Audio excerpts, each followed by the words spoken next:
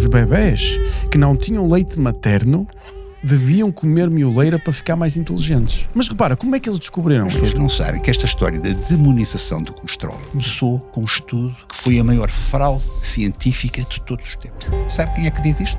Os autores de estudo. Deixe-me então aproveitar esta ocasião para lhe oferecer o primeiro livro. Muito obrigado. Esse livro vai para as livrarias dia 11 de novembro. Acho que os vegetais e os legumes e tudo me quer matar. Aquilo que a gente mete na boca vai parar ao intestino. Onde é que está 70% do sistema imunitário? Está no intestino. Aqui agora vai mudar tudo muito, porque com a inteligência artificial... Eu só tenho a receio que traga uma desumanização acrescida à medicina. Repara que eu estou na indústria da alimentação. Eu sei qual é que é a área mais lucrativa da alimentação. E eu garanto-lhe que não é a carne, nem a fruta, nem os legumes. Sabe o que é exatamente verdade isso que me acabou de dizer? Porquê? A maioria das doenças são situações perfeitamente expectáveis face ao estilo de vida que a pessoa Uma leva. pessoa que está a ouvir esta mensagem pela primeira vez, acha que as pessoas deviam começar pelo quê? Eu tenho a resposta para isso. Olá pips, daqui Guru McBillens, bem-vindos ao meu podcast. O meu objetivo aqui é partilhar informação, abrir mentes para que as pessoas possam melhorar a sua forma de ver o mundo e possam ouvir outras ideias e se calhar lutar contra a censura. Por um lado invisto tempo, invisto dinheiro e faço exclusivamente em língua portuguesa porque é a língua do povo que me viu nascer. Por outro lado, tu podes investir também no canal. Subscreve o canal, dá um like no canal, o comentário também ajuda sempre a chegarmos ao máximo de pessoas. Partilha com amigos, pessoas que acham que possam usufruir desta mensagem e também ativa as notificações, já agora. Ajudem-me a curar alguns zombies. Let's go, Kitty Pério! E agora, o podcast.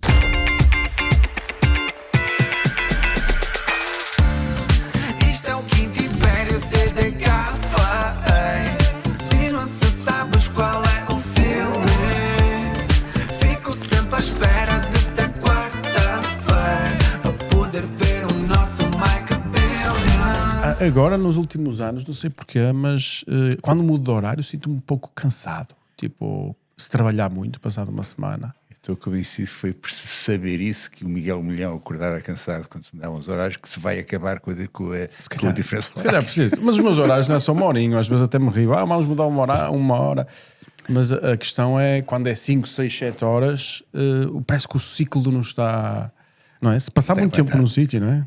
Há aquela expressão que eu acho imensa graça, porque assumo por inteiro, que é early to bed, early to rise, puts a man healthy, wealthy and wise. Wise não sei se serei, mas healthy assim, realmente desde há muito tempo que eu me deito cedo. A que horas é que se deita, doutor? Às 8, 7h30, 8. Isso é incrível. Eu nos Estados Unidos deito-me essas horas. E adoro. Aqui em Portugal é mais difícil. É quando as pessoas têm outras coisas com que se entreter. Eu tenho uma coisa que me ajuda bastante, que é os meus filhos, que parecem netos, não é? Mas são filhos que vão para a cama às 8 da tarde. Pá. Eu não vou ver a faixa de Gaza na televisão e a Ucrânia e pá, não fiz mal nenhum a ninguém para ter que estar lá. Eu vou para a cama, levo um livro, ou não levo um livro, mas pá, vou para a cama. Sou com 77 anos, ao fim de 6, 7 horas está mais que dormido e, portanto, permite-me acordar cedo, ir para o ginásio, fazer as coisas que E que horas é que faço. vai para o ginásio? Acorda às 3h30? Não. Como eu vivo num hotel, o ginásio está aberto 24 horas por dia. Eu ponho lá a chavezinha e lá. O sauna é que não, e por isso é que O doutor vive no hotel? eu vivo há 14 anos. Isso é incrível. Isso é incrível. Eu estou sempre a dizer à minha mulher, nós devíamos era viver num hotel. Quando deixámos de... Mas vivo lá com os filhos. Vivo lá com os filhos. É Isso. um T3, lá com uma relvinha, para os miúdos poderem andar ali aos saltos e a brincar e a 4. E eu há 14 anos que lá vivo. Isso é incrível. Em Cascais, lá no Sheraton, lá em cima. Muito bom, muito bom. E pronto, uma maneira, as pessoas gastam dinheiro de uma maneira e pá, eu gasto dinheiro desta para ter ali aquele conforto, para receber amigos Serviço, às 5 da tarde, posso receber 20 pessoas sem problema nenhum, como não jantam lá em casa. Exato.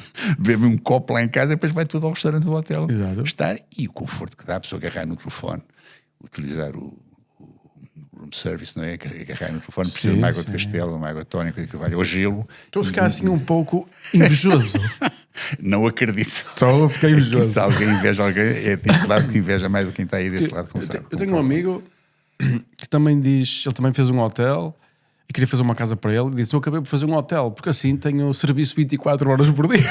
Oh, Miguel, eu gosto de dizer, quando vem a propósito, que aquilo que me fez sentir mais médico foi os 8 meses que eu passei numa clínica que eu tive em Fanzres, em Gondomar, de recuperação de toxicodependentes. Eu vim para o Porto, para esta região, não conhecia rigorosamente ninguém, e como tal, em vez de ir para um hotel ou para um sítio qualquer onde ninguém me conhecesse e que me tratassem como qualquer outra pessoa, então fui para um sítio que me conhecia muito bem, era o dono da chafarica, da clínica, e portanto tinha muita garantia que me ligavam alguma coisa e que me tratavam bem. E tive 8 meses a dormir lá. Tinha, no meu escritório tinha um sofá-cama, durante o dia era onde sentavam as visitas, as famílias, as pessoas que tinham pessoas com problemas de dependência às drogas. À noite transformava-se aquele sofá num sofá-cama e eu dormia lá. Nesses 8 meses, eu realmente, o meu hotel era aquela clínica. Por isso é que eu gosto de dizer que foi aí que me senti mesmo médico, porque não é fácil o que eu digo, não faço o que eu faço, não. Eu levantava-me, ia às camas, levantava-os, ia para o ginásio, tinha lá uma rampa para escalada, slide e rappel, tinha uma rede de vôlei, tinha um ginásio, enfim, rede de campo de futebol, fazia tudo aquilo e de uma forma útil. E claro que esqueci de dizer que foi o ano em que eu tive melhores resultados, foi esse ano em que eu lá fiquei, porque tratava e sentia na pele as dificuldades deles, não é? Aquela tal história, aquele sentido de compaixão que uma pessoa acaba por criar sem se dar conta, não é? Sentimos próximo das pessoas que realmente precisam de nós, e eu ali não podia sentir mais próximo, só faltava dormir na cama deles, não dormir na cama deles, dormir numa caminha ao lado. Era uma relação é uma relação que eu acho que foi aí, sem querer pôr-me para aqui a filosofar de forma barata, foi aí que eu realmente me senti mesmo médico, porque senti que para a pessoa poder ajudar o próximo tem que sentir um pouco a sua condição de fragilidade tremenda em que eles estavam. E eu, como estava ali com eles de manhã à noite, senti que podia realmente fazer ali alguma coisa, e nasceu em mim ali coisas giras que acho que ainda hoje, embora a minha perfeita idade, ainda se mantém um pouco, que é sentir que se tem coisas para oferecer, se tem coisas para dizer e se sentir que se pode ajudar, só tem que pôr mãos à obra e fazer isso mesmo. É aquilo que eu faço hoje numa área diferente, não é já toxicodependência, é mais envelhecimento saudável, com as coisas que eu aprendo. Lida com toxicodependentes na mesma, que é o vício do açúcar, não é? Como diz a responsável pelo governo holandês, açúcar é a droga mais perigosa que existe. Ora, nem mais. Porque, de facto, porque é que ela diz isto agora? É um grande conversador, até dá gosto realmente vir aqui à Maia estar consigo, porque você realmente puxa-me pela linha de uma maneira fantástica. Porque é que de facto o açúcar, que é a droga mais ou a substância, se quiserem, para não chamar já droga, mais inflamatória que existe, e sabe-se que praticamente todas as doenças, a não ser uma outra que tem um condicionamento genético e é diferente, mas praticamente todas as doenças têm na sua gênese inflamação. Pois estamos a falar da droga mais inflamatória que existe. É evidente que o açúcar devia estar realmente no foco das atenções da política, dos governos, não é? Mas quando diz açúcar, não se refere apenas a sacarose. Nas mais variadas formas. O açúcar, porque as pessoas estão muito acostumadas a ouvir açúcar e a pensar o açúcar de mesa, não é? Há variedíssimas formas de açúcar, esteja ela a forma que tiver, mais escondida, mais inteligentemente escondida ou não. A indústria açucareira aí não brinca em serviço, de tal maneira não brinca em serviço que conseguiu pôr o odioso, é curioso, não é? para as gorduras saturadas e para o colesterol, safando-se, porque hoje o médico, o doente, quando vem ao médico, quer saber é como é que está o castrol. Como é que está o castrol? Como é que está o castrol? Tantas vezes. Mas os médicos também sabem. Não é só o paciente. O paciente faz um pouco aquilo que os médicos dizem, que os médicos não têm essa cultura. Mas olha, já agora, deixa-me dizer, então, já agora a propósito do açúcar, ter conseguido habilmente sacudir a água de capote para as gorduras saturadas e para o colesterol, deixe-me então aproveitar esta ocasião para lhe oferecer o primeiro livro. O primeiro livro? O primeiro livro. A editora fez questão de... Isso é uma honra muito grande. Uma oferta. Primeiro livro. Obrigado. Não, isso é uma honra muito grande. Colesterol, mitos e realidade. Eu disse-lhes com quem é que eu vinha ter, Miguel Milhão, Prozis, então merece levar o primeiro livro. Muito obrigado. Os livros vão para a livraria, esse livro vai para as livrarias dia 11 de novembro, é apresentado dia 26, e eles então tiveram todo o gosto em me dar então a tempo deste programa. Esse muito livro obrigado. Eu tenho todo é uma honra muito grande. Não, é minha. Que é que sai, não é, que respondi, não é troca de galhardetes, mas é que de facto uma honra era estar consigo. Obrigado. Você não é um interlocutor qualquer. E este programa não é um programa qualquer. Obrigado. E por isso é que eu fiz a viagem que fiz E tenho, de facto, todo o gosto em levantar a lebre em relação a essa questão. Vou tentar fazer de uma maneira melhor do que fiz já por 2 vezes antes. E que, pelos vistos, não consegui nada, porque escrevi sobre colesterol em novembro de 2015. Miguel, repare que foi exatamente há 10 anos. É 30 de outubro, portanto, novembro, é exatamente há 10 anos que escrevi a primeira vez sobre colesterol, que está logo uma chamada de capa. Conheça as realidades do colesterol. E 2 anos mais tarde, em 2017, escrevi a primeira edição desse livro, exatamente com o mesmo nome, Colesterol, Mito e Realidade, exatamente o mesmo nome desse. Essa é uma edição revista e melhorada daquilo que eu já escrevi em 2017, e, portanto, ou eu não soube escrever, ou não soube ter assertividade suficiente para que me seguissem, ou as pessoas lerem e já esqueceram daquilo que leram. Ou é uma pessoa a lutar contra o mundo inteiro, não é? Mas, sabe o que eu quero dizer? Doutor, Miguel. porque a minha admiração também vem daí. A minha admiração do seu trabalho vem como é que uma pessoa que, com o estatuto que o doutor tem, não é? Escreve um livro há 10 anos atrás, não é?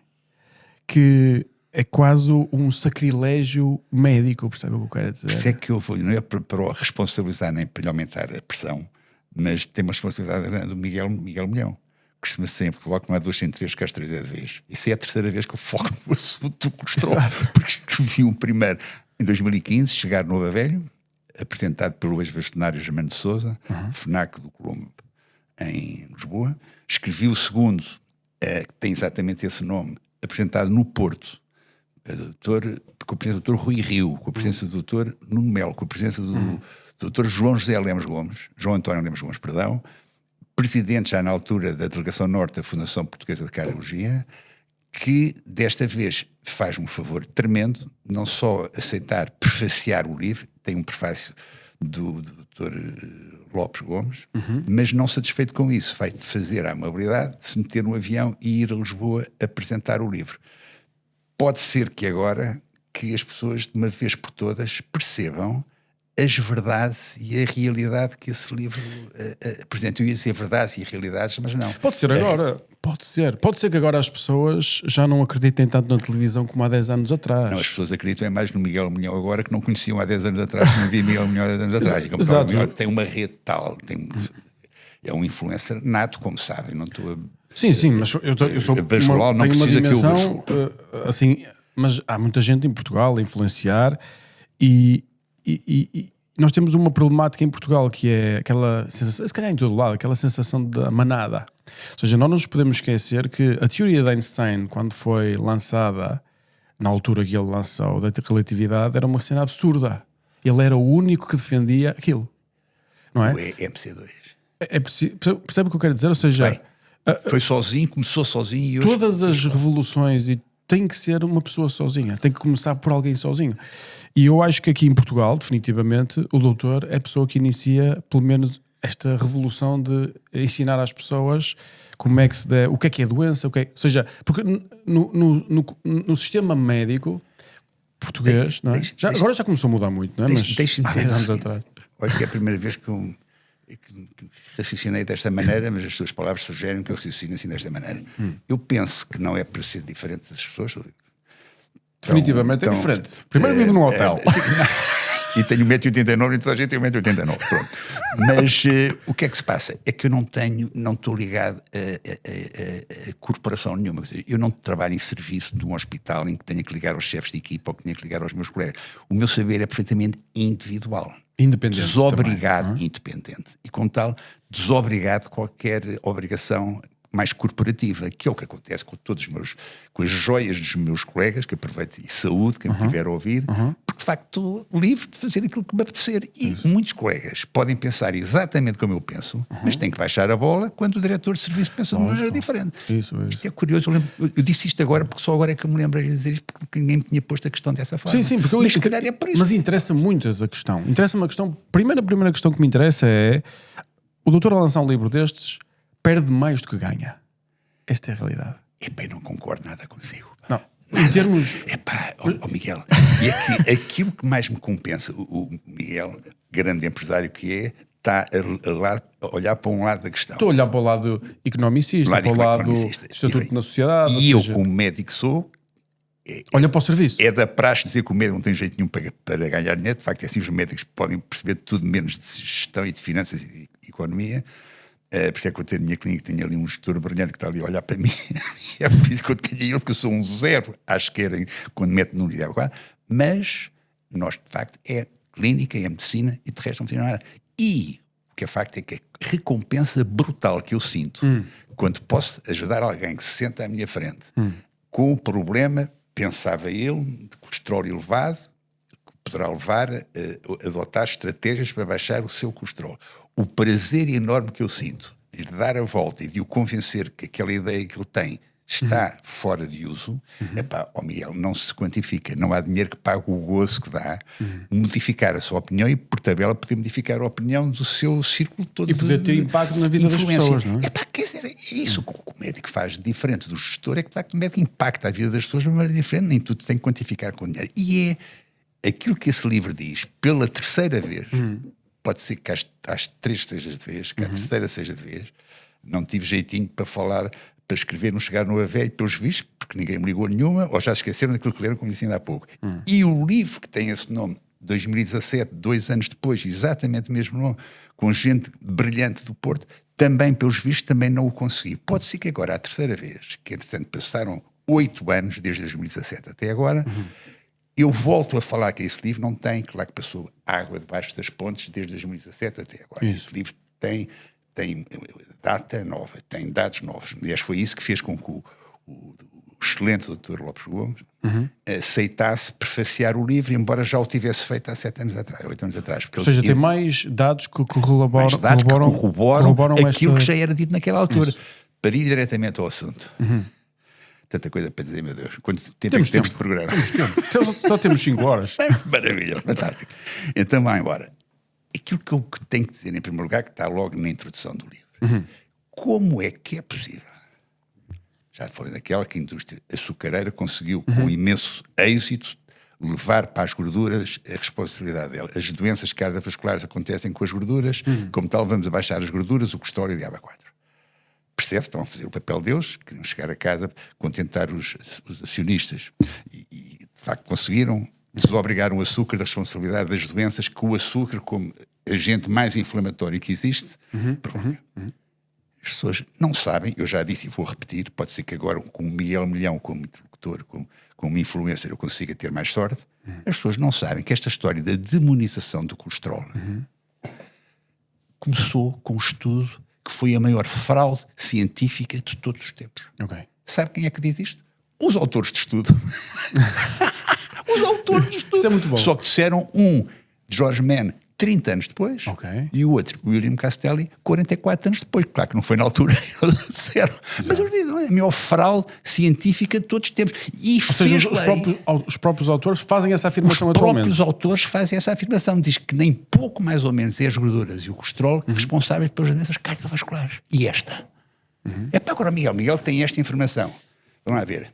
Como é que eu vou te explicar isto? Para já, quem me escuta e tenha problemas relacionados com o colesterol, de joelho no chão, não façam nada sem consultar o vosso médico assistente, que sabe muito mais das vossas vidas que eu. Lógico. É óbvio. E eu acho que é muito mais importante. Cada pessoa tem o seu caso particular. Eu sempre achei, mas há uns anos para cá que eu acho que é muito mais importante conhecer o doente que tem a doença do que conhecer a doença que tem o doente. Muito bem. Portanto, o médico assistente, melhor do que eu, sabe a realidade que tem ali debaixo de pessoas que eu não faço ideia nenhuma. Portanto, atenção, sempre obviamente. Contudo, se quiserem, se entenderem oportuno, conversar com o médico assistente, dizendo disto que ouviram do livro, não sei quando escreveu, claro que já agora vou só mostrar a capa, que agora é o momento. Não é? Era interessante o meu colega ouvir, e se calhar o meu colega também já sabe, mas portanto, trocar impressões, médico e utente, trocar impressões sobre, de facto, a razoabilidade de tomar uma molécula que é só a molécula que mais vende em todo o mundo.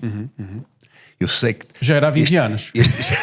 E por isso é que eu sinto e sei que este trabalho, este livro, pode meter em trabalhos. Isso. Eu comentei com a minha mulher que se calhar ia fazer um seguro de vida porque pode aparecer algum indisposto que queira fazer coisas extraordinárias. E ela, a resposta dela é é interessantíssimo. Eu disse, não, tu não tens que fazer o seguro de vida. Tu tens é que juntar dinheiro para pagar ao advogado. Exato. Pagar ao advogado as queixas que podes ter da rapaziada toda aí indisposta contigo. Já agora ficam a saber quando tenho um advogado extraordinário que me tem livrado de todos os serviços em que eu me tenho metido, Francisco Vieira da Cruz, ficam a saber o nome dele. Eu acho que meias só para os pés, quando digo a coisa é para ir até ao fim. Porque tens tido problemas por causa desta informação.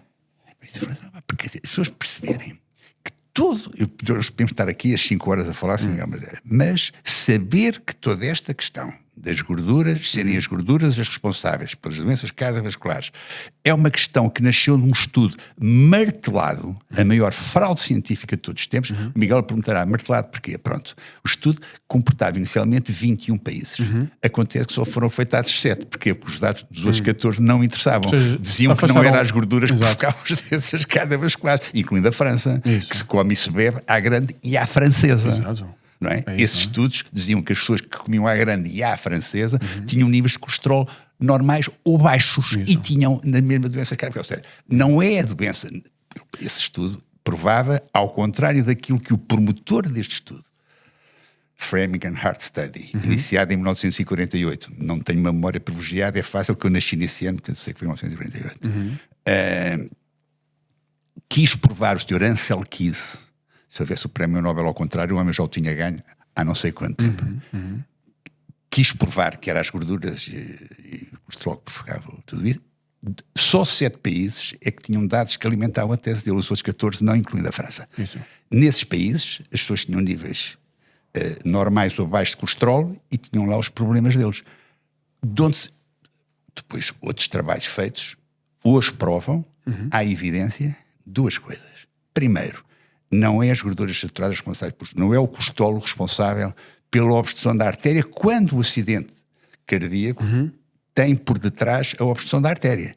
Porque hoje sabe-se que a maior parte das doenças de coração e das doenças vasos não é a obstrução da artéria. É a artéria que tem um lumen diminuído devido à inflamação provocada pelo açúcar, e como passa menos sangue, passa menos oxigênio, os tecidos recebem menos oxigênio, logicamente aí surge a patologia.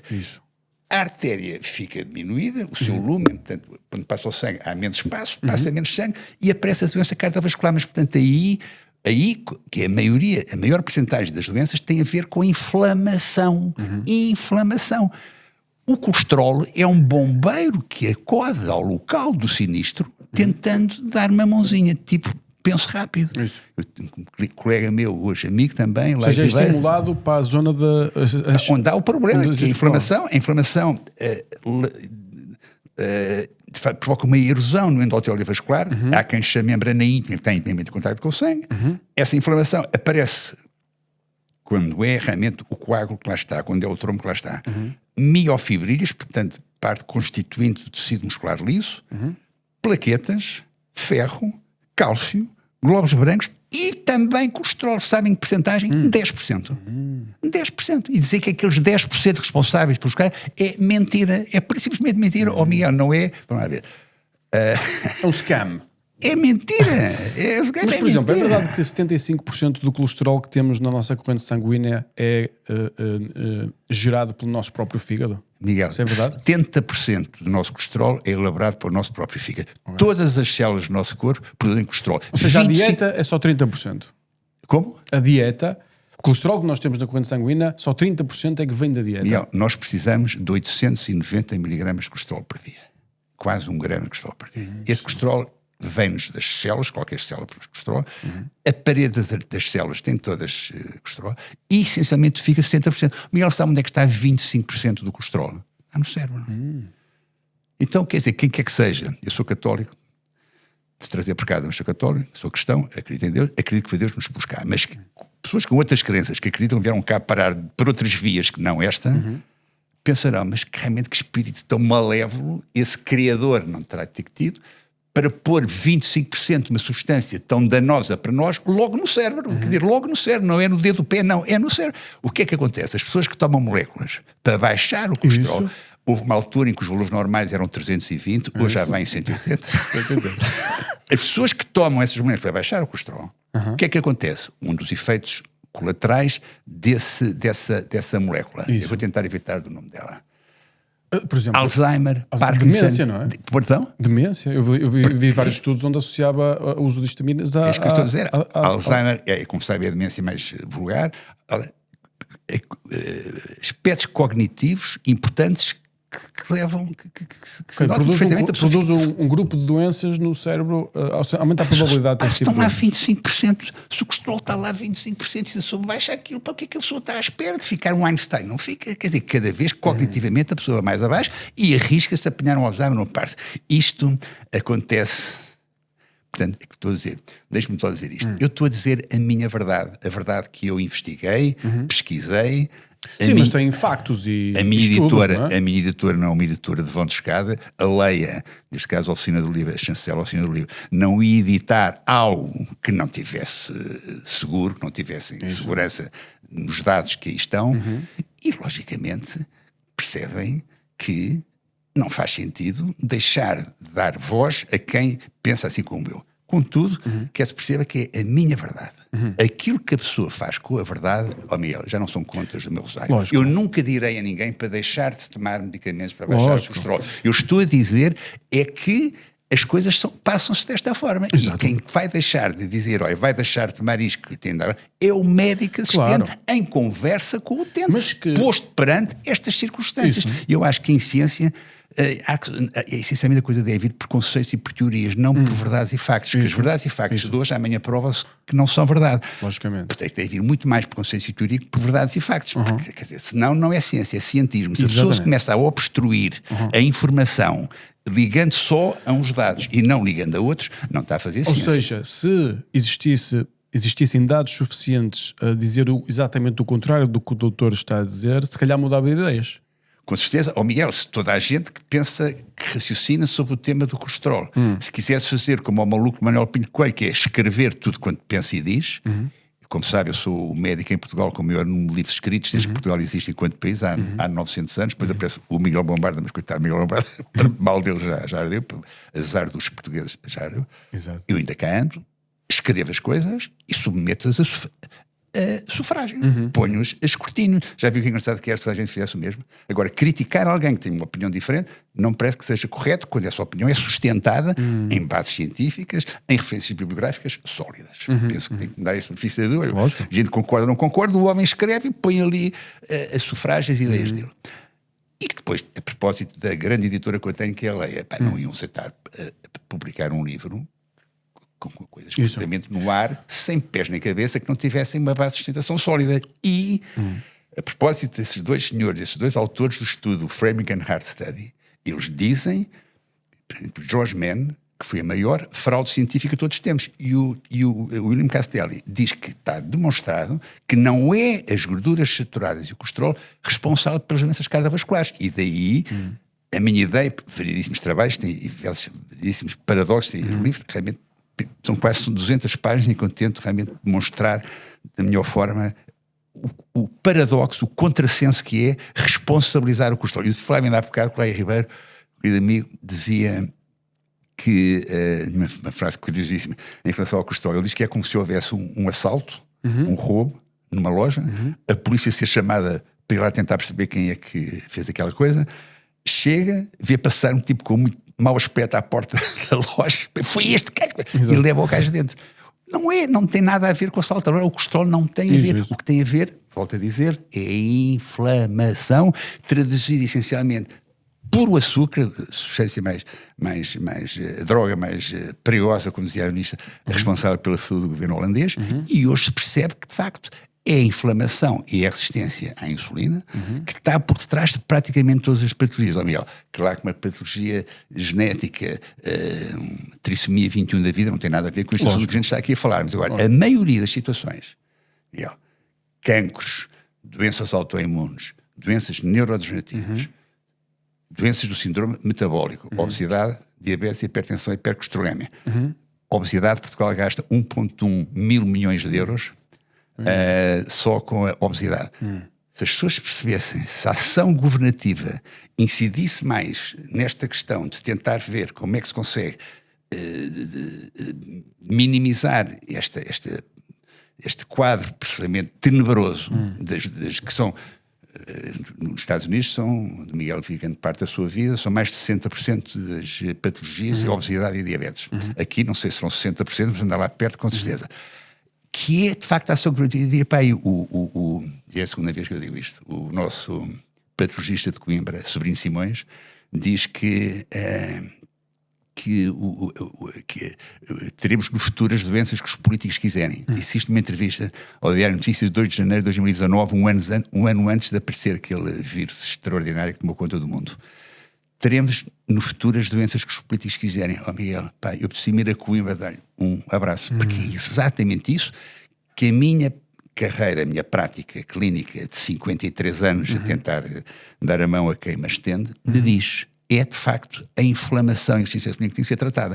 Esse livro tenta reorientar a discussão no sentido que eu entendo que é o sentido correto. De explicar às pessoas e aos políticos, Miguel, a medicina é uma ciência social.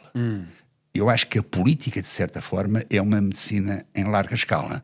O médico não pode estar centrado só no Miguel Milhão que lhe aparece à frente. Você, graças a Deus, não precisa de médico para coisa nenhuma, mas não pode estar centrado na pessoa que está à frente.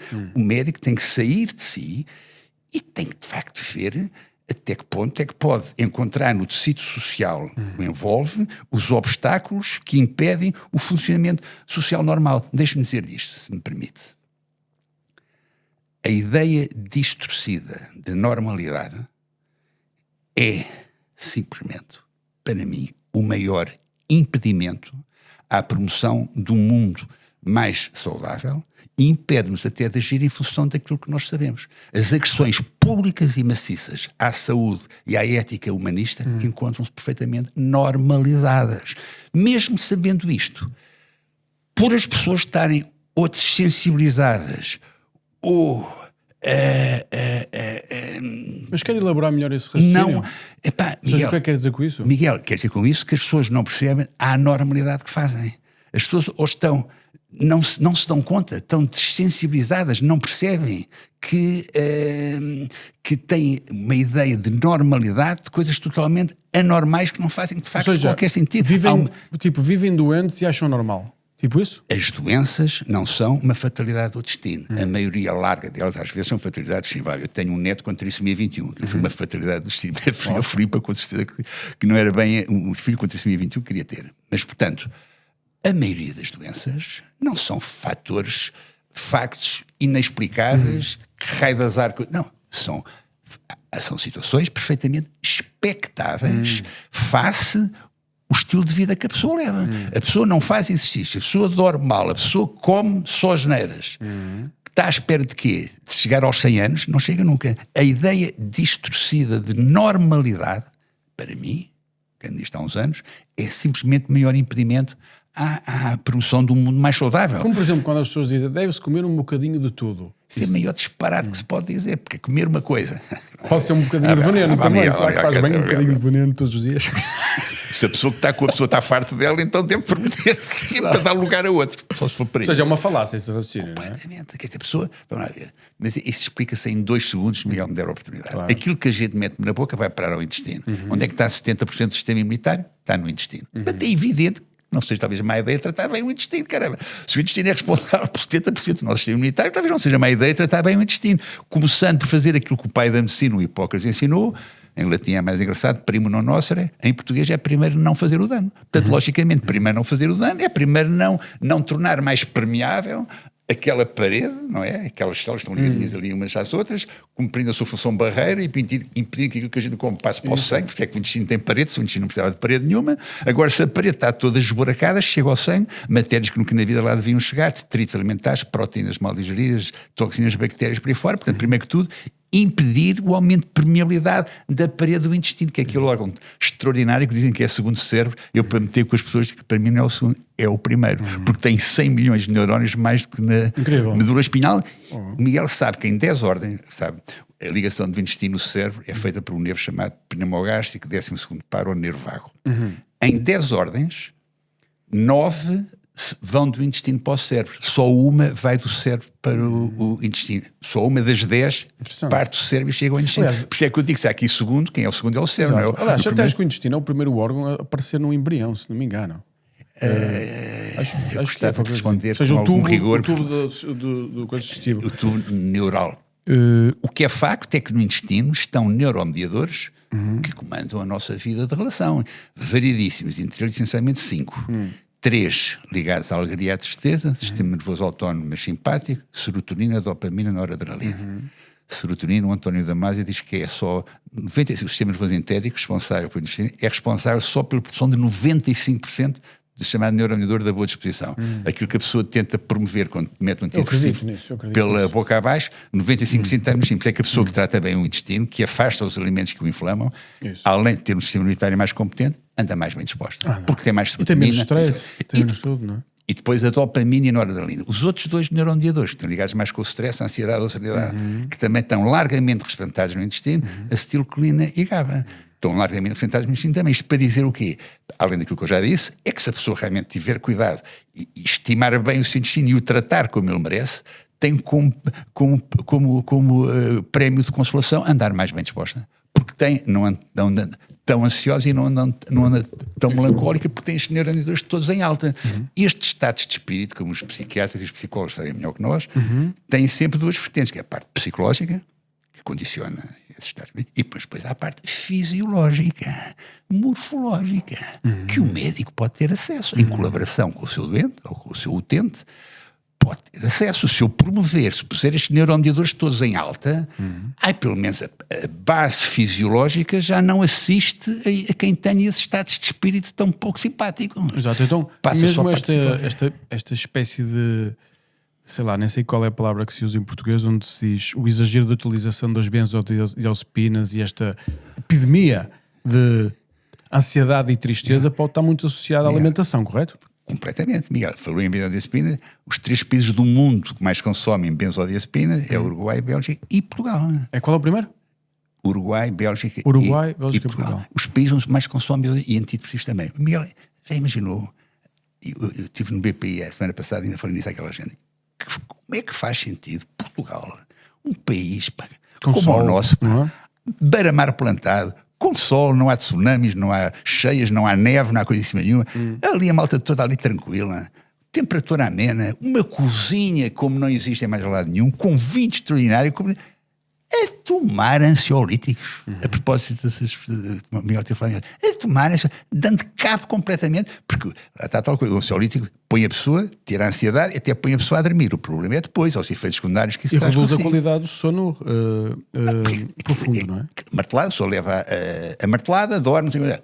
O problema depois é o efeito secundário major desses benzodiazepinas, desses psicofármacos, que é a memória. A memória vai-se embora. Não há ninguém que esteja a tomar um alprazolam da vida para só falar do princípio ativo, para não falar do nome comercial que toda a gente conhece, que não se queixe de falta de memória passado pouco tempo. A ideia não é construir a casa pelo telhado. A ideia é construir de baixo para cima, dando os neuromediadores precursores dessas substâncias que influenciam realmente a nossa vida de relação. É bem mais inteligente e bem mais isento de efeitos secundários.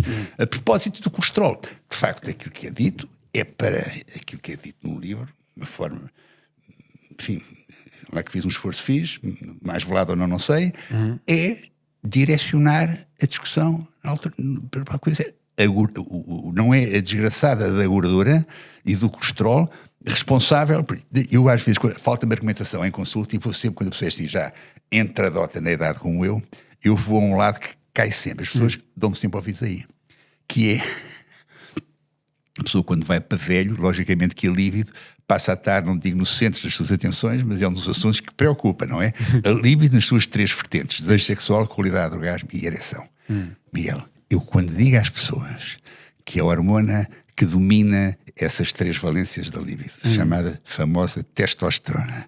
Quando eu digo às pessoas que a testosterona, de onde é que ela vem? Exato. Do colesterol. E quando eu digo o EST da palavra testosterona tem a ver com o EST da palavra colesterol, quando eu digo que baixar o colesterol com qualquer coisa para baixar o colesterol, tem-se a baixar os níveis de testosterona, as pessoas aí, como? Já pensam 2 vezes. Já não quero saber se aquilo é inflamatório ou deixa de ser inflamatório, penso, alto e parou mais. De facto, a partir dos 25 anos é inexorável um déficit de pressão hormonal, 1 a 2%. Agora, quando se diz isto, as pessoas pensam, mas é verdade, Miguel, colesterol, bisavô de todas as hormonas. Eu escrevi um livro só sobre hormonas, penso que foi o único médico português que o fez, há uns anos atrás. Hormonas, o sumo da vida. Bisavô, colesterol. Do colesterol vem a pregnenolona, a hormona da memória. As pessoas que tomam coisas para baixar o colesterol bem podem tomar a hormona da memória, porque com menos colesterol, 25% dele está no cérebro, a memória vai abaixo. Da pregnenolona, DHEA, hormona da juventude. E a progesterona. Do DHEA, testosterona. Portanto, o que é ter testosterona? Quer ser, já não digo que quer ser campeão, mas quer ser normal, quer ter uma vida sexual minimamente ativa, por amor de Deus, não vamos então à fonte da sua testosterona, que é o colesterol, e mandar abaixo o colesterol com um medicamento para baixar o colesterol. Mas, por exemplo, uma coisa engraçada que eu tenho colesterol 240 desde os 15 anos. Boa. Percebe? Ou seja, eu não tenho 240, não me apareceu agora. Pronto. Ou seja, e se eu for um médico, sei lá, para a licença de avião, qualquer coisa, ele olha para o meu colesterol e diz que não sei o que é, tem que ver isto, não sei o que mais. Pronto. Ou seja, e não é uma coisa que mudou na minha vida. E nem eu considero que, por causa de todas estas questões, eu lidei com o colesterol, sobre esta questão do colesterol, no ano 2000. Ou seja, há alguns livros escritos nessa altura, mas não em português.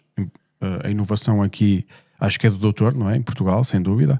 E o sacrifício também. Há 2 colegas meus que dão cursos a médicos, Ivone Mirpur e Rodrigo Ayub, que são aqueles que mais dentro do assunto, que dão cursos, têm que estudar, têm que ser atualizados. Rodrigo Ayub e Ivone Mirpur. Agora, talvez eu tenha escrito, como escrevi há 10 anos, o Chegar Novo é Velho, em 2015, eu penso que nenhum deles tinha escrito nada, se estiver errado, peço desculpa. Mas enfim, terei sido um dos pessoas que chamam a atenção para isso. Tem um risco, não é? Um risco de ir contra... Miguel. Mas a questão é, se um paciente chegar a um médico, ao seu médico assistente, e disser assim: eu tenho ouvido isto do colesterol, não sei o que mais, e destes medicamentos, será que isto é o ideal para mim? Será que isso também não pode facilitar a vida ao médico de poder escolher outro caminho, não é? Se o médico souber, pelo menos se o meu colega tiver este conhecimento, por exemplo, a Associação Americana de Cardiologia entende que o colesterol de per si já ninguém liga nenhuma. Não, mas o que eu quero dizer mesmo assim é, muitos se calhar até são a favor desta opinião, mas como todo o sistema está desenhado de uma forma específica, eles não podem dar aos seus próprios pacientes esse tipo de conselho. Ora bem, se tiverem, por causa dos protocolos, se trabalharem num serviço hospitalar que tenham que ter obediência aos seus superiores, aos seus hierárquicos, como é que funciona aí? Foi como eu disse logo no início, e tem mais dificuldade em pôr a sua opinião. Agora, se for como eu, que completamente livre, individual, tenho a minha casa, mais os meus colegas que trabalham comigo e prefiro as minhas opiniões, aí a coisa realmente é diferente. Mas deixe-me responder diretamente à sua pergunta. 240 de colesterol, como é que eu vou fazer? Eu falei da Associação Americana de Cardiologia, porquê? Eu não faço nada, eu quero um bocadinho mais até. Estou a brincar. Mas não devia estar a brincar, devia estar a falar o mais a sério possível. Acha que eu preocupo com o colesterol? Eu que digo ao médico é assim: se morrer de problema cardiovascular agora, não tem problema nenhum, porque foi bom até agora. Miguel, basta as pessoas perceberem que o Miguel é o homem da prósis, o homem que criou a prósis, para perceber que o preocupa mais é o açúcar, não é o colesterol. Sem dúvida. E no açúcar, eu tenho que admitir que eu sou capaz de ficar semanas sem tocar em açúcares. Pronto, não é açúcar. Há hidratos de carbono bons e maus, há aqueles que interessam, aqueles que não interessam, todos os açúcares. Mas deixe-me dizer... Para mim é quase tudo. Eu, por exemplo, acho que mesmo a minha... Só para interromper, desculpe, já continua. Porque durante a minha vida, quase tudo me faz mal. Ou seja, tudo que for do mundo vegetal tem um impacto, não sei se fiquei hipersensível, mas tem sempre um impacto. Acho que os vegetais e os legumes e tudo me quer matar. Não pode. Há uns que querem e outros que não querem. Uns querem podem, matar. não podem. Temos que ver isso. Tem que ver como é que está a sua população intestinal, tal microbiota, os tais 100 trilhões de bichos que têm aí que eles pesam estão tão 2 felizes. quilos. Se eu comer carne, eles estão tão felizes. Se a carne não estiver martelada, cheia de antibióticos e de hormonas, a Não, coisa mais fantástica que existe. Qualidade. Como se não tem dúvida nenhuma que a carne que Miguel come é carne de qualidade, para José Mirandesa, outra qualquer, honesta. Isso. Mas deixe-me dizer isso, Diga. responder à sua questão. 240 de colesterol. Dizia eu, nos Estados Unidos já ninguém liga nenhuma ao valor do colesterol de per si. Dizem, aliás, de tal maneira que o colesterol foi retirado da lista negra dos nutrientes preocupantes. Já ninguém liga nenhuma ao colesterol na sua Miami, nas outras cidades... país. Desculpa, outra vez tenho que dizer isto. Que... Camaradas, aproveito o tempo da antena para interromper este reacionário capitalista e comunicar o lançamento desta incrível obra literária cujo título é Porque Sou Socialista. Aqui poderás encontrar em cada página as razões pelas quais o socialismo é a solução para o proletariado. Esta obra revolucionária estará disponível nas bancas a partir da fatídica data de 25 de novembro. E não se esqueçam, camaradas, a ferramenta é da cooperativa. A revolução continua, não passamos. A única vez que fui ao médico nos Estados Unidos, sabe que análise é que ela pediu? Que eu achei super curioso, uma médica de família, tipo assim, aquela cena É hemoglobina glicada. Exato, foi isso que ele pediu. Isso é brilhante, porque uma das razões que nos faz envelhecer é a glicação das proteínas. A gente envelhece por 4 sistemas. Eu não posso esquecer de responder à pergunta que mas achei curioso e estava a falar dos Estados Unidos. Bem, envelhecemos de 4 maneiras: stress oxidativo, glicação das proteínas, declínio hormonal e encurtamento do telómero. Daí o nado novo. Portanto, glicação das proteínas, o que é que se quer dizer? Que a proteína é para transportar o oxigênio, o ferro, o que é que seja, não é para andar às cavalitas com o açúcar às cavalitas. Se a pessoa se corta o açúcar, portanto, logicamente, tem uma hemoglobina glicada mais baixa. Se dá trela ao açúcar e come açúcar, tem hemoglobina glicada mais alta. A vantagem é que não precisa estar em jejum, pode, durante 3 meses, a análise... Sim, ela funciona durante 90 dias, não é? Por isso é que escusa de estar em jejum para fazer a análise. Isso. Agora, penso que agora vou conseguir dizer. Diga. O que é importante não é o colesterol de per si. O que é importante é a relação, como diz a Associação de Cardiologia, eu digo nesse livro, entre o HDL, eu ia dizer estupidamente, chamado bom colesterol, a dividir pelo colesterol total, deve estar sempre acima de 24%. E os triglicéridos, a dividir pelo mesmo HDL, abaixo de 2.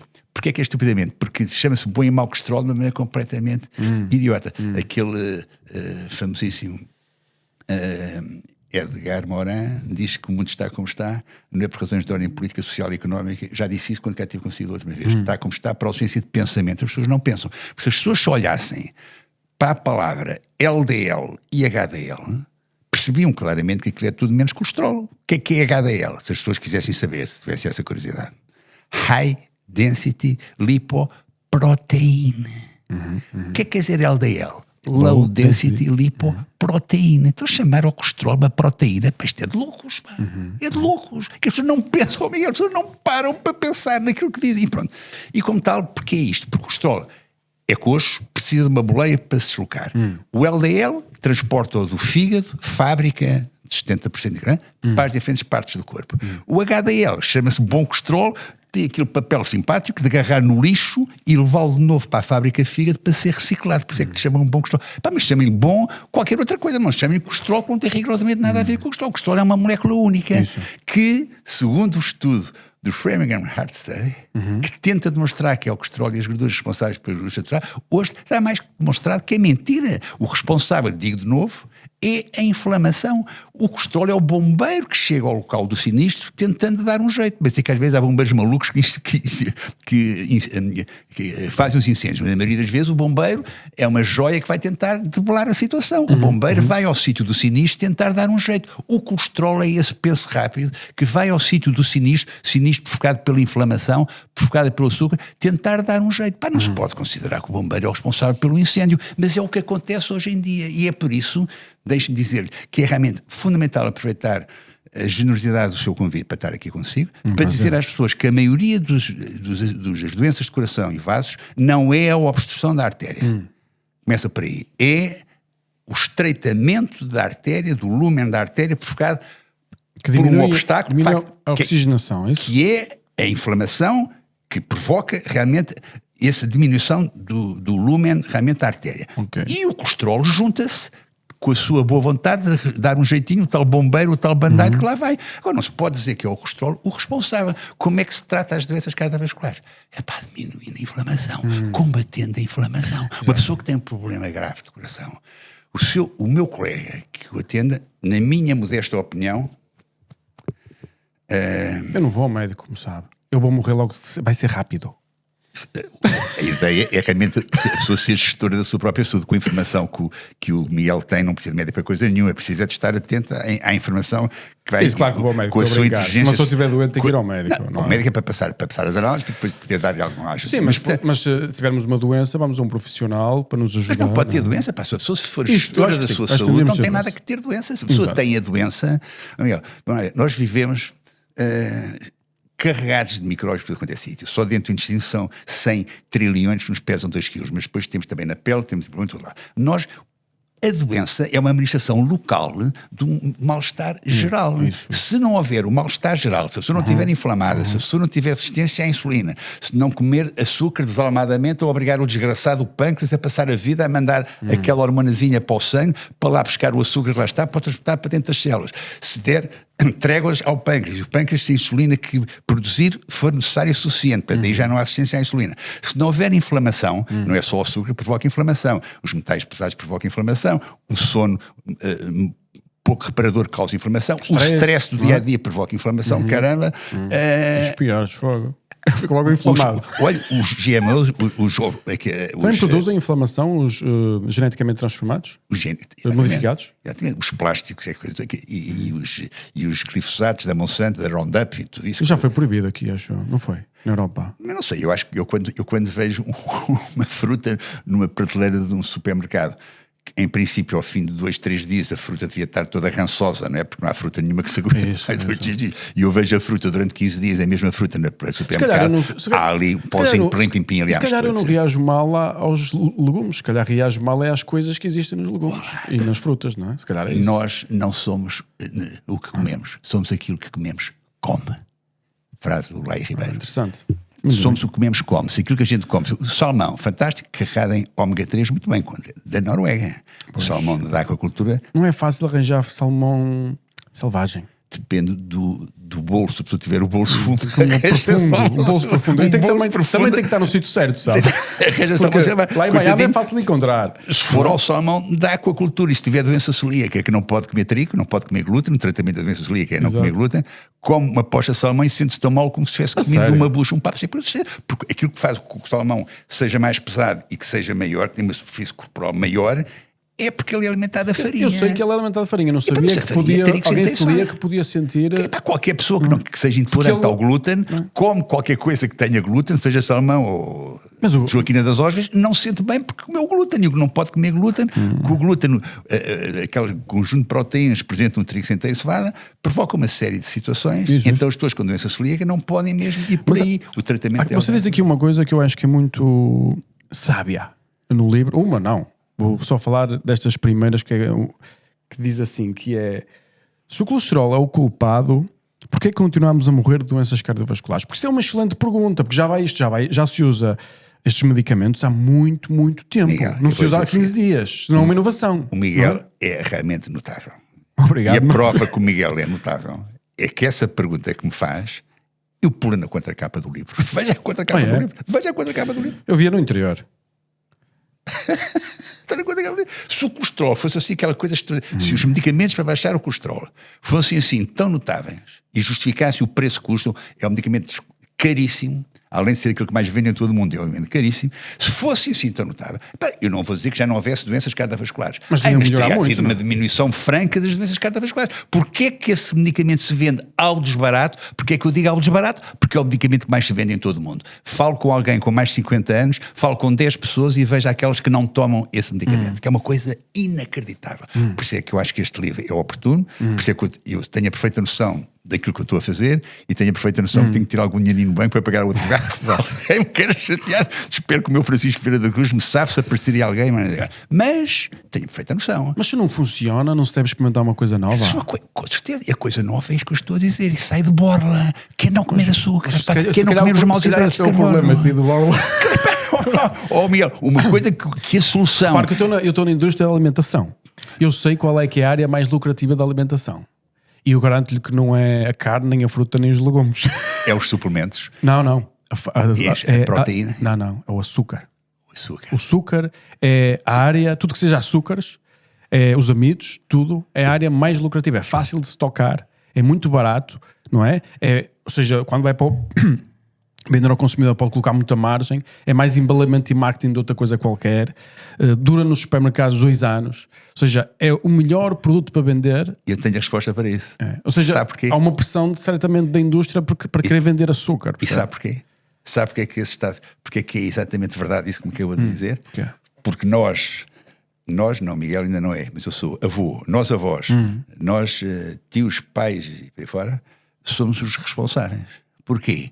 Porque damos presentes envenenados aos miúdos mal que eles nascem. Damos de recompensa por qualquer boa ação deles presente envenenado que é o açúcar. Porquê? Porque os centros que recompensam o açúcar no cérebro são exatamente os mesmos que recompensam a heroína. Heroína 2-acetilmorfina. O heroinómano, aquele que já dificilmente apanhou uma veia para se injetar, eu sei que falo, tive 17 mil toxicodependentes a tentar dar-lhes a mão em 2 clínicas, eu sei que o falo. Acontece que exatamente que os centros que recompensam a heroína do heroinoma são os mesmos centros no cérebro que recompensam o açúcar. Por isso, é muito difícil o paizinho e a mãezinha dar um presente envenenado, um bombom, um chupa-chupa ou qualquer coisa para o miúdo. É muito difícil, habitual, desde a berça a comer açúcar, é muito difícil depois dizer não comas açúcar, porque o açúcar faz mal à saúde. É muito difícil. Claro. E por isso... E mesmo que habitua, eles depois, quando entram no mundo, ficam um bocado viciados também. Então o heroinoma não fica viciado com a heroína? Caramba, mas é que é a mesma coisa. Os centros que recompensam uma coisa, recompensam a outra. O último livro que eu escrevi, faz agora 1 ano, Eu Escolho Crescer com Saúde. Tenho todo o gosto em dizer, porque lá está o Pinto Coelho a falar dele outra vez, mas eu vou falar, tenho um paciência, não vou mudar agora. Cristiano Ronaldo, o único prefácio que ele faz foi uma página preciosa que ele faz nesse livro, que chama a atenção para a importância, de facto, desde as berças, desde miúdo, desde que nasce, não ir por aí. Porque são 2 ou 3 ensinamentos que os pais, por terem essa informação, devem ter, porque se fizerem a coisa, só não mostro aqui um vídeo que não há espaço. Um vídeo que eu mostro às pessoas que me procuram, que é um miúdo que é oferecido, põe à frente as marcas de chocolate, eu não vou falar das marcas de chocolate como é óbvio, mas várias marcas de chocolate muito conhecidas, e o miúdo, pai com 2 anos, diz, não, põe um prato com brócolis à frente, e o miúdo começa a comer os brócolos. Isto para mim, como sabem, como grande empresário que é, casa genial que tem, uma imagem vale mais do que 1000 palavras. Esta imagem é realmente extraordinária. Para dizer, a propósito de imagens e a propósito da esperança que eu tenho em que as pessoas mudem a ideia que têm em relação ao colesterol, eu vou-lhe mostrar, para perceber que de facto a medicina está sempre a mudar e que não é vergonha nenhuma dizer ontem uma coisa e hoje dizer outra. Eu vou-lhe mostrar uma coisa, não sei qual é a câmera que está a filmar. Mais para cima, um bocadinho. Há meia dúzia de anos, os médicos propunham que se fumasse cigarros Porto para ficarem com um trabalho de responsabilidade. Fumar cigarros Porto. Portanto, isto era a medicina que apoiava isto. Portanto, eu tenho esperança. E a lobotomia também. Eu tenho esperança. Houve um bom português que ganhou. Eu tenho esperança na sequência. Já agora, tinha esperança que viesse a talho de foice falar, e o Miguel deu-me essa oportunidade, eu agradeço-lhe muito. Esta frase realmente do Einstein, né? Intelligence is a as pessoas estão sempre a tempo de mudar. A medida da inteligência é a capacidade de mudança. Se a pessoa realmente tiver meio os neurónios minimamente aparafussados cá em cima, é sempre tempo de mudar, quando entende que de facto que faz sentido. Se a pessoa se for estudar a questão e se perceber que é uma mentira completa esta diabolização ou demonização, como se quer, do colesterol e das gorduras saturadas, as pessoas começam a pensar, mas então vamos lá ver o que é que faz as doenças de coração, o que é que faz as doenças cardiovasculares. A propósito, as doenças de coração, as doenças cardiovasculares, começam a aparecer em força quando se substitui a banha dos animais por óleos vegetais e por óleos animais. Aí começam a aparecer. Isso. Porquê? Porque há 2 grandes venenos, na minha perspectiva, e penso que toda a gente tenho medo dessas gorduras. que é o glúten, aquele aglomerado de proteínas, e o ácido linoleico do ômega 6. Os seus produtos têm mais ômega 3 que ômega 6, com certeza. A relação é ômega 6 a dividir para ômega 3 nunca pode ser, deve ser inferior a 3 sempre. Porquê? Porque de antes, no tempo do paleolítico, o ômega 6, as gorduras saturadas do ômega 6, o 3 e o 6 andavam mais ou menos, ou pelo menos o ômega 3, e vai lá 3 vezes mais ômega 6. Hoje o ômega 6 é 20 vezes mais que o ômega 3, porquê? Porque tem o tal ácido linoleico, que é um veneno, tão veneno como o glúten. Se nós, Miguel, no mundo utópico, se conseguíssemos pôr lá do glúten e o ácido linoleico, Miguel, tínhamos toda a probabilidade, pelo menos, de termos mais saúde e pensarmos melhor nas coisas. Eu, por acaso, tenho medo dessas gorduras. Medo. Às vezes lá calho de comer um alimento com isso e fico com uma angústia de que realmente estou a fazer mal ao meu organismo. E as pessoas, para perceberem onde é que isso está, por exemplo, nas margarinas, que é o que é vendido, que é saudável para o coração, não é? Produtos. É uma coisa incrível. Tirou-se a manteiga e mete-se a margarina. A manteiga é uma das melhores criações de Deus, é manteiga. Vacas e manteiga. Não era preciso o Marlon Brando. Eu quando estou a comer manteiga e quando estou a comer vacas eu agradeço sempre. É sempre uma coisa que entra no meu coração. Mas eu se comer, como nacos de manteiga, literalmente. Não sei se é correto ou não, mas o que vão haver, é o que eu gosto de fazer. O que não é correto é dar cabo do nosso intestino, porque é realmente que a coisa se passa, começa por se passar aí, não é? E de facto, se há situações que não interessa, dizia eu, tudo quanto seja, onde é que está o ácido linoleico, alimentos processados, isso, gorduras trans, exato, óleos vegetais, óleos de sementes. Isso. Se nós formos às fontes do ácido linoleico e pusermos de lado, não de uma maneira ortodoxa, fundamentalista, não digo isso, mas se estiver presente que de facto não é por ali que chega o novo a velho, aí a pessoa, como é que é quando o consciente toma a decisão, o subconsciente faz a previsão. Se a pessoa conscientemente decide que não é por ali que chega o novo a velho, é para dar consigo a fazer menos asneiras. Claro que faz de volta e meia, como eu farei agora, se continuar a correr bem como parece que está a correr, se for almoçar vou fazer uma asneira seguramente. Acho que também posso merecer um prémiozinho de vez em quando aparece um generoso milhão da vida a convidar-me para dizer coisas, e eu consigo dizer, não é para o público, para o Expresso e para o Diário Notícias, para os canais convencionais, que eu vou conseguir. Mas neste podcast vamos levar lá um aviso, de certeza. É garantido.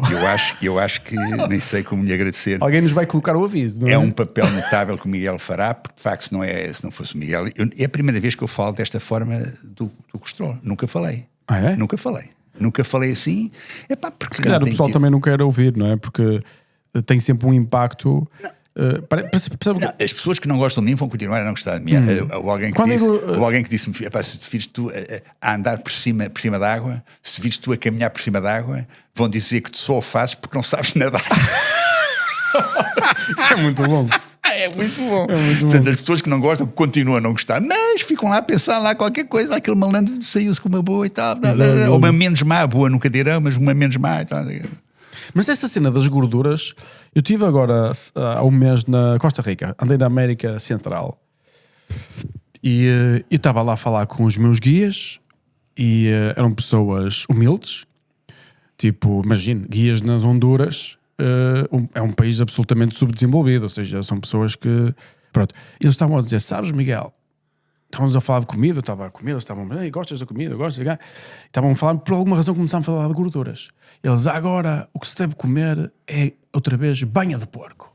Eles a dizer, viva as Honduras. Ou seja, mas como é que é possível, nós estamos num outro lado do mundo, no sítio sabem mais disso que nós. Como é que é possível dizer? De onde é que vem esta informação? A indústria alimentar, se calhar, não chegou lá com a mesma força que não, e eles também começaram a comer gorduras vegetais, que eles são grandes produtores de óleo de palma, essas coisas todas. Apesar do óleo de palma, não é a mesma coisa com um óleo de girassol ou uma canola. Não é a mesma coisa.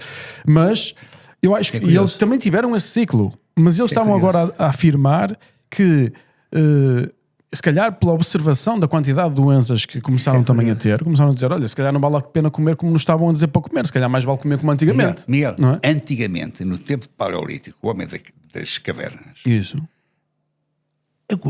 o nutriente mais representado na alimentação era a gordura, 70%. Sim. Eu pessoalmente alimento-me de gordura. O Miguel sabe quando é que a coisa quando é que passou dos 70% de gordura para os 70% de hidrato de carbono, que é o que é hoje. Por isso é que na altura não havia medicina, a medicina era perfeitamente incipiente e havia muito menos gente doente que há hoje. Como é que é? Então não havia medicina e havia muito menos doenças. Sim. Morria-se muito mais cedo, mas era da violência, acidentes politraumatismos. É verdade. A mortalidade à nascença era enorme. Os partos não eram assistidos, uma série de coisas. Mas, enfim, as doenças do síndrome metabólico, obesidade, diabetes, hipertensão, hipercolesterolemia, não havia. Aliás, só aparece, por exemplo, sinais de diabetes com os egípcios por causa dos cereais. É curioso, não é? Os únicos cereais que não têm lectina é o sorgo e o paianço. Os únicos grãos que não têm lectina. Grãos, desculpe? Porque é que eu me lembro dos Quais grãos? são o nome dos grãos? Sorgo e paianço. Sorgo. Os únicos é- grãos que não têm Conheço, isso é lectinas. Curioso. O que é que eu me lembro Eu conheço disto? esses Pode estar dizendo há pouco. Como é que isto surge? Em 1977, os Estados Unidos mudam as guidelines. Isso. Que até aí privilegiava-se a gordura. Aí que nasce o pequeno almoço. Os cornflakes de 4, cereais. Em 1977, os Estados Unidos mudam as guidelines.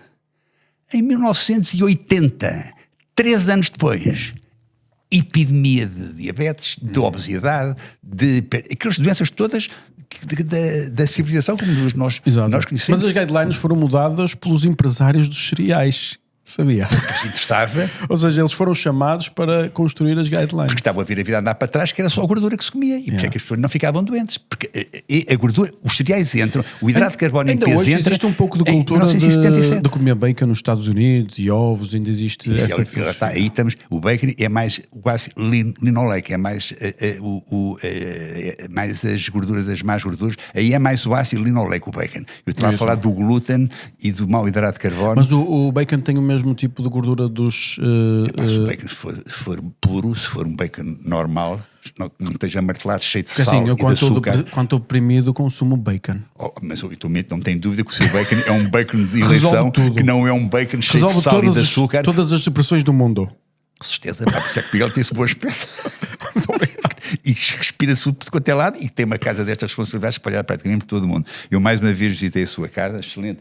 Daniela mais uma vez fez o favor de mostrar a casa e realmente eu devia vir cá mais vezes para sair daqui mais feliz e com o meu ego mais satisfeito, para parecer que não tenhas dúvida que é realmente por aqui que a coisa vai, é para uma alimentação correta, é por dar ter um daqueles 3 pilares em que se sustenta a nossa saúde.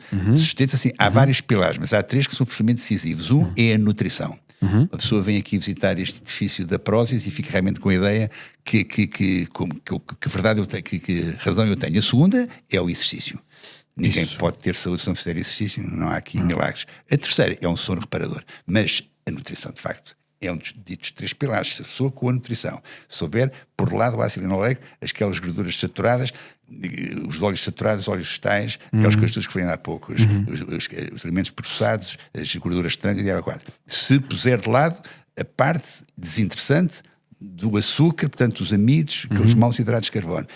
Isso arranjar uma maneira de saber lidar com as situações de stress da sua vida. E que se puder ter um sono reparador, chega aos 100 anos. Mas também uma pessoa comer bem também aumenta drasticamente a qualidade do sono. É uma diferença astronómica. Aliás, se a pessoa se for para a cama sem preocupações, tinha ali uma maneira de facto não, mais e comida, por exemplo, se uma pessoa comer hidratos de carbono, por exemplo, antes das 7 da tarde, eu gosto não de dá para dormir. Estratégias de uma boa higiene de sono. Uma das estratégias é não comer hidratos de carbono a partir das 7 da tarde. Isso. Se conseguir ir para a cama com 3 horas de jejum, tanto melhor, mas os hidratos de carbono a partir das 7 da tarde realmente não ajuda ninguém a dormir, entre outras regras que há também inscritas na questão da higiene do sono. Exato. Mas, portanto, eu nem acredito que eu estou a olhar para si a ver a primeira pessoa no mundo, não é em Portugal, é no mundo, a ter esse livro, que dizem coisas. Não, a editora não brinca em serviço, percebe a força que o Miguel tem e fez questão que eu trouxesse o livro para si. Foi ter mais ideia da editora que minha. Dos dois, vá lá. Okay. Mas imagine bem o que está aqui a dizer, o que pode impactar a vida das pessoas. Se as pessoas forem falar com os seus médicos e disser, doutor, eu ouvi isto assim assado, o que é que acha? E se fizerem realmente, se conversarem abertamente e puserem, se falarem destes assuntos tão gritantemente importantes, volto a dizer, é realmente a inflamação e a resistência à insulina que estão por trás da grande maioria larga das doenças, e as doenças cardiovasculares, como se prova nesse livro para A mais B, são devidas essencialmente à inflamação e não ao desgraçado do colesterol. Se a pessoa se perceber que ainda por cima, além de tudo isto, o grupo de medicamentos que se toma para baixar o colesterol estão carregados de efeitos secundários, deixe-me dizer isto. Cardiologista notável, presidente da Delegação Norte da Fundação Portuguesa de Cardiologia, Dr. Lopes Gomes, que fez gentileza, suprema amabilidade de prefaciar o livro. Sabe como é que acaba o prefácio dele? A editora não vai gostar, mas é o problema dela. Eu vou dizer. As pessoas têm que comprar o livro. Se eu digo tudo que o livro tem, já ninguém me compra o livro. Mas pronto, como é que acaba o prefácio dele? Teve um acidente no cerebelo, cardiovascular, foi ao colega neurologista e o neurologista propôs que se tomasse uma estatina. Esse grupo de medicamentos que eu não queria falar, mas já falei, pronto. Isso. E ele, obedientemente, tomou. Durante esse mês, teve talvez o pior mês da vida dele. Cheio de dores, deixou de conseguir dormir direitinho à noite e outros sinais. Consulta seguinte, ele volta ao nosso colega neurologista e diz, olha, está-se a passar isto assim assado comigo, não será deste. E ele, tenha paciência, tem que continuar a tomar. Resposta do Lopes Gomes, que dizia-me fácil, nem com uma arma apontada à cabeça. Exato. Mas é uma coisa curiosa. Eu quando fui ver, eu também já interesso-me por esta área, não é? Principalmente porque tem tanto impacto nas pessoas que nos rodeiam, que é se tomam estes medicamentos, se não tomam. E eu, como sou guru, as pessoas também bem me perguntaram, Miguel, tu achas que devo tomar isto, ou tomar aquilo, não sei o que mais? E o guru não dá aconselhamento médico, mas podemos ler. Então, eu lembro-me de ir, por exemplo, checar estudos e então, por exemplo, em relação a este medicamento, eu não fui checar se ele reduz ou não o colesterol, porque isso tem zero interesse para mim. Eu fui checar se ele reduz a mortalidade. E a diferença que nos estudos revelam é tão insignificante que o que eu digo não compensa o risco. Exato. Porque a diferença é insignificante. Mínima. É insignificante. É que aquilo que ou seja, reduz o colesterol, reduz, mas eu morro na mesma. Para que é que serve? Morrer com o colesterol ótimo, que é baixado artificialmente, qualquer coisa. E também é muito curioso que a partir dos 65 anos, quem tem mais colesterol é quem vive mais anos. Nos países, nas zonas azuis, nos países onde há maior número de centenários, aquela rapaziada tinha níveis de colesterol altos. Exato, é curioso. Porquê? Porque logicamente o colesterol, se é do colesterol que vem todas as hormonas, se é do colesterol que realmente, para saber, às pessoas que lhe perguntarem, as células que não tiverem colesterol na sua membrana não conseguem empurrar para lá para dentro a famosa vitamina D, a nossa principal hormona, como sabe, principal marcador / regulador do sistema imunitário. Se as células não tiverem níveis de colesterol suficientes, QB, não conseguem mandar para lá para dentro a vitamina D, tem que ter magnésio também, mas pronto, o colesterol é absolutamente básico. Portanto, a pessoa que tem níveis de colesterol altos, nos países, nos sítios do mundo onde há maior número de centenários, em princípio, normalmente têm níveis de colesterol elevados. Então, e como o próprio Framingham Heart Study diz, França foi excluída dos 21 países que inicialmente faziam fazer parte do estudo, porque a pessoa tinha níveis de colesterol que comiam à grande e à francesa e tinha níveis de colesterol baixos. Portanto, é mentira, a história do colesterol nasce de uma falsidade, a maior farsa científica de todos os tempos. Eu também gostava de dizer outra coisa, doutor, que é, as pessoas vêm, está aqui o doutor Manuel Pinto Coelho a falar sobre isto e a ser um bocado divergente do pensamento comum que existe, mas o que nós temos de perceber é que esta informação não é uma inovação mundial. Existem milhares ou dezenas de milhares de médicos que têm ou milhões de médicos até que têm justamente a mesma opinião, não é? Ou seja, que... É factual. Exatamente, porque e as pessoas podem checar na internet, e hoje só é preciso saber ler, e até tem um chat GPT para ajudar, para dizer se isto tem alguma razoabilidade ou não, este tipo de declarações. Sabe qual é a conclusão? E o Miguel, como grande empresário que vai perceber que é verdade. A força do marketing é extraordinária. E também aquela cena do medicamento. Muitas vezes transforma-se. E o medicamento tem muita força, não é? Quando eu lhe digo, toma este medicamento, os teus problemas vão ser resolvidos, sabe como é que é? As pessoas adoram isso. Se uma pessoa vai a uma consulta hospitalar, está lá 10 minutos, um quarto de hora, não consegue estar mais tempo. E sai de lá sem uma receita, um malandro do médico nem me receita me passou. Ou seja, se o médico diz, olha, não comas isso, passa a comer assado, fui perder tempo, para oferecer lá, o homem nem sequer uma receita me passou. Os médicos estão um bocado com as mãos atadas também. O ensino o paradigma biomédico está instalado a martelo desde 1910, através do famoso Flex Report. O Rockefeller, o homem da petroquímica, não é? Querer vender realmente o petróleo e os produtos dele, instaura por decreto o modelo biomédico que ainda hoje nos assiste. Miguel, estou a falar em 1910, estamos em 2015. 115 anos depois, um modelo biomédico instaurado por decreto para um apaniguado, para um colaborador do John Rockefeller, chamado Abraham Flexner, ainda hoje está vigente. O modelo biomédico que está por trás daquela receita que o doente espera que o médico lhe passe quando vai ser consultado, o modelo ainda hoje existe e nunca foi questionado. A sua razoabilidade nunca foi questionada. Será que aquilo que se fazia antes de 1910 não fazia mais sentido? O que é que se fazia antes de 1910? Não havia remédios, não havia medicamentos, não tinha aparecido nenhum Rockefeller da vida a querer impor os produtos de petróleo para serem vendidos. Este modelo ainda hoje existe. E, portanto, na cabeça das pessoas, o ir ao médico é sair de lá com uma receita, não percebendo que o ir ao médico deveria ser sair de lá com o médico a ter conseguido mexer lá nos cordelinhos para mudar o seu estilo de vida. A maioria das doenças tem a ver com o estilo de vida deturpado que tem, e as pessoas não se dão conta nisso. Lembra-se, tu disse ainda há pouco? A ideia distorcida da normalidade é aquilo que está por detrás realmente. É aquilo que, mas o trabalho dos médicos é complicado também, não é? Ou seja, é difícil. Sabe o que eu quero dizer? Há duas maneiras de trabalhar, que é Maria vai com as outras e fazer aquilo que é dito. Mas mesmo o que o consumidor quer, ou digamos o paciente quer o medicamento, o paciente não quer mudar o estilo de vida. Miguel, sabe o que eu quero dizer? O paciente quer é ter saúde. Se tiver assertividade. Mas se tiver um comprimido, ele prefere.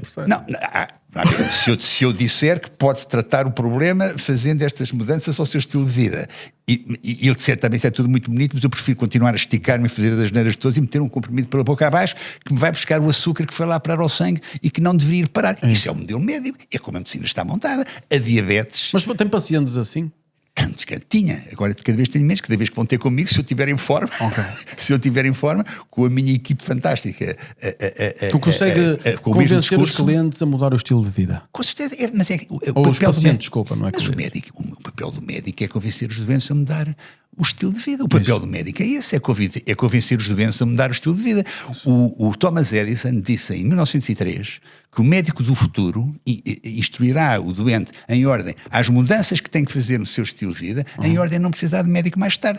O homem não inventou só a lâmpada, o homem também se sai de facto com esta. Porque de facto aliás, eu disse ainda há pouco, é o estilo de vida que faz com que hoje, com a medicina mais avançada, entre aspas, as pessoas estejam mais doentes que estavam antes, que a medicina estava larvar praticamente incipiente. Só que naquela altura, o estilo de vida das pessoas, olha, faziam exercício que a roda não tinha sido inventada, tinha que andar tudo a pé.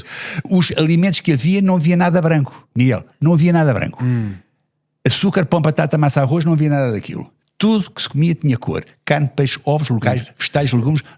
E como tal, onde é que eu quero chegar? Não havia inflamação, que pela enésima vez eu lhe digo que é o que está por trás praticamente todas as vezes. É curioso notar que, por exemplo, o sítio que eu classificaria como o sítio com a pior dieta alimentar em termos do que é convencional seria, por exemplo, o Minho, onde se come muito porco e come-se muito esta tempo.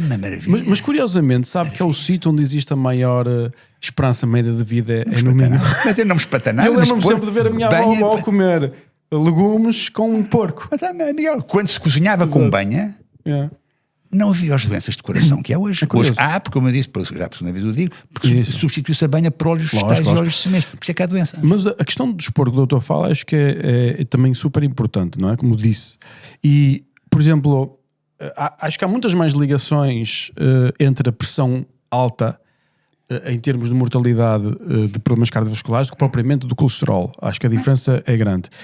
Mas curiosamente, também quando vamos ver, por exemplo, a eficácia dos medicamentos que reduzem a tensão arterial, os estudos também, muitos estudos que eu já tive a oportunidade de ler, revelam que, por exemplo, só fazer desporto tem 2 vezes mais impacto que tomar um medicamento. Se fizer desporto, retirar os hidratos de carbono em uma grande quantidade da alimentação, como deve reduzir a inflamação, como é natural, reduz também o dobro do que reduz o medicamento. Ora vê, falou, é exatamente isso. A tensão arterial desce, não é quando se toma o anti-hipertensor, quando se toma o hipotensor. Claro que aí desce por força tratamento artificial da tomada do comprimido. A tensão arterial desce naturalmente quando se vai à causa, à raiz da questão da hipertensão arterial, que é, salvo uma ou outra, a inflamação. Se nós tivermos uma atitude, se tivermos realmente hábitos físicos que reduzam a inflamação, com o tempo, isso vai embora. Miguel, é tal hora, hoje a medicina está assim, hoje a medicina é symptom management, é manuseamento dos sintomas. A medicina é isto, é dar o remédio para baixar a tensão arterial, dar o remédio para ir buscar o açúcar ao sangue, nada de dar menos hidratos de carbono em ordem a fazer chegar menos açúcar ao sangue. Não, come à vontade, estica-te à vontade, tens que tomar a tua... Mas eu percebo, mas eu acho que principalmente se estivermos a falar de uma parte da população que tem menos formação, eles interessam-se cada menos pela mudança de estilo de vida. Isto tinha que ser um exercício de formação. Dito por um Miguel Milhão da vida e pela equipa notável de Miguel Milhão da Pródios, ou dito por quem quer que seja com as mesmas características, de forma assertiva, que as pessoas percebam que para terem saúde não têm que gastar dinheiro em medicamentos. Ao Miguel, isto é muito forte, caramba. Nem em suplementos, atenção. Não é preciso. Suplementos é diferente. Se o alimento não tiver qualidade, tem que ir aos não precisa de suplementos.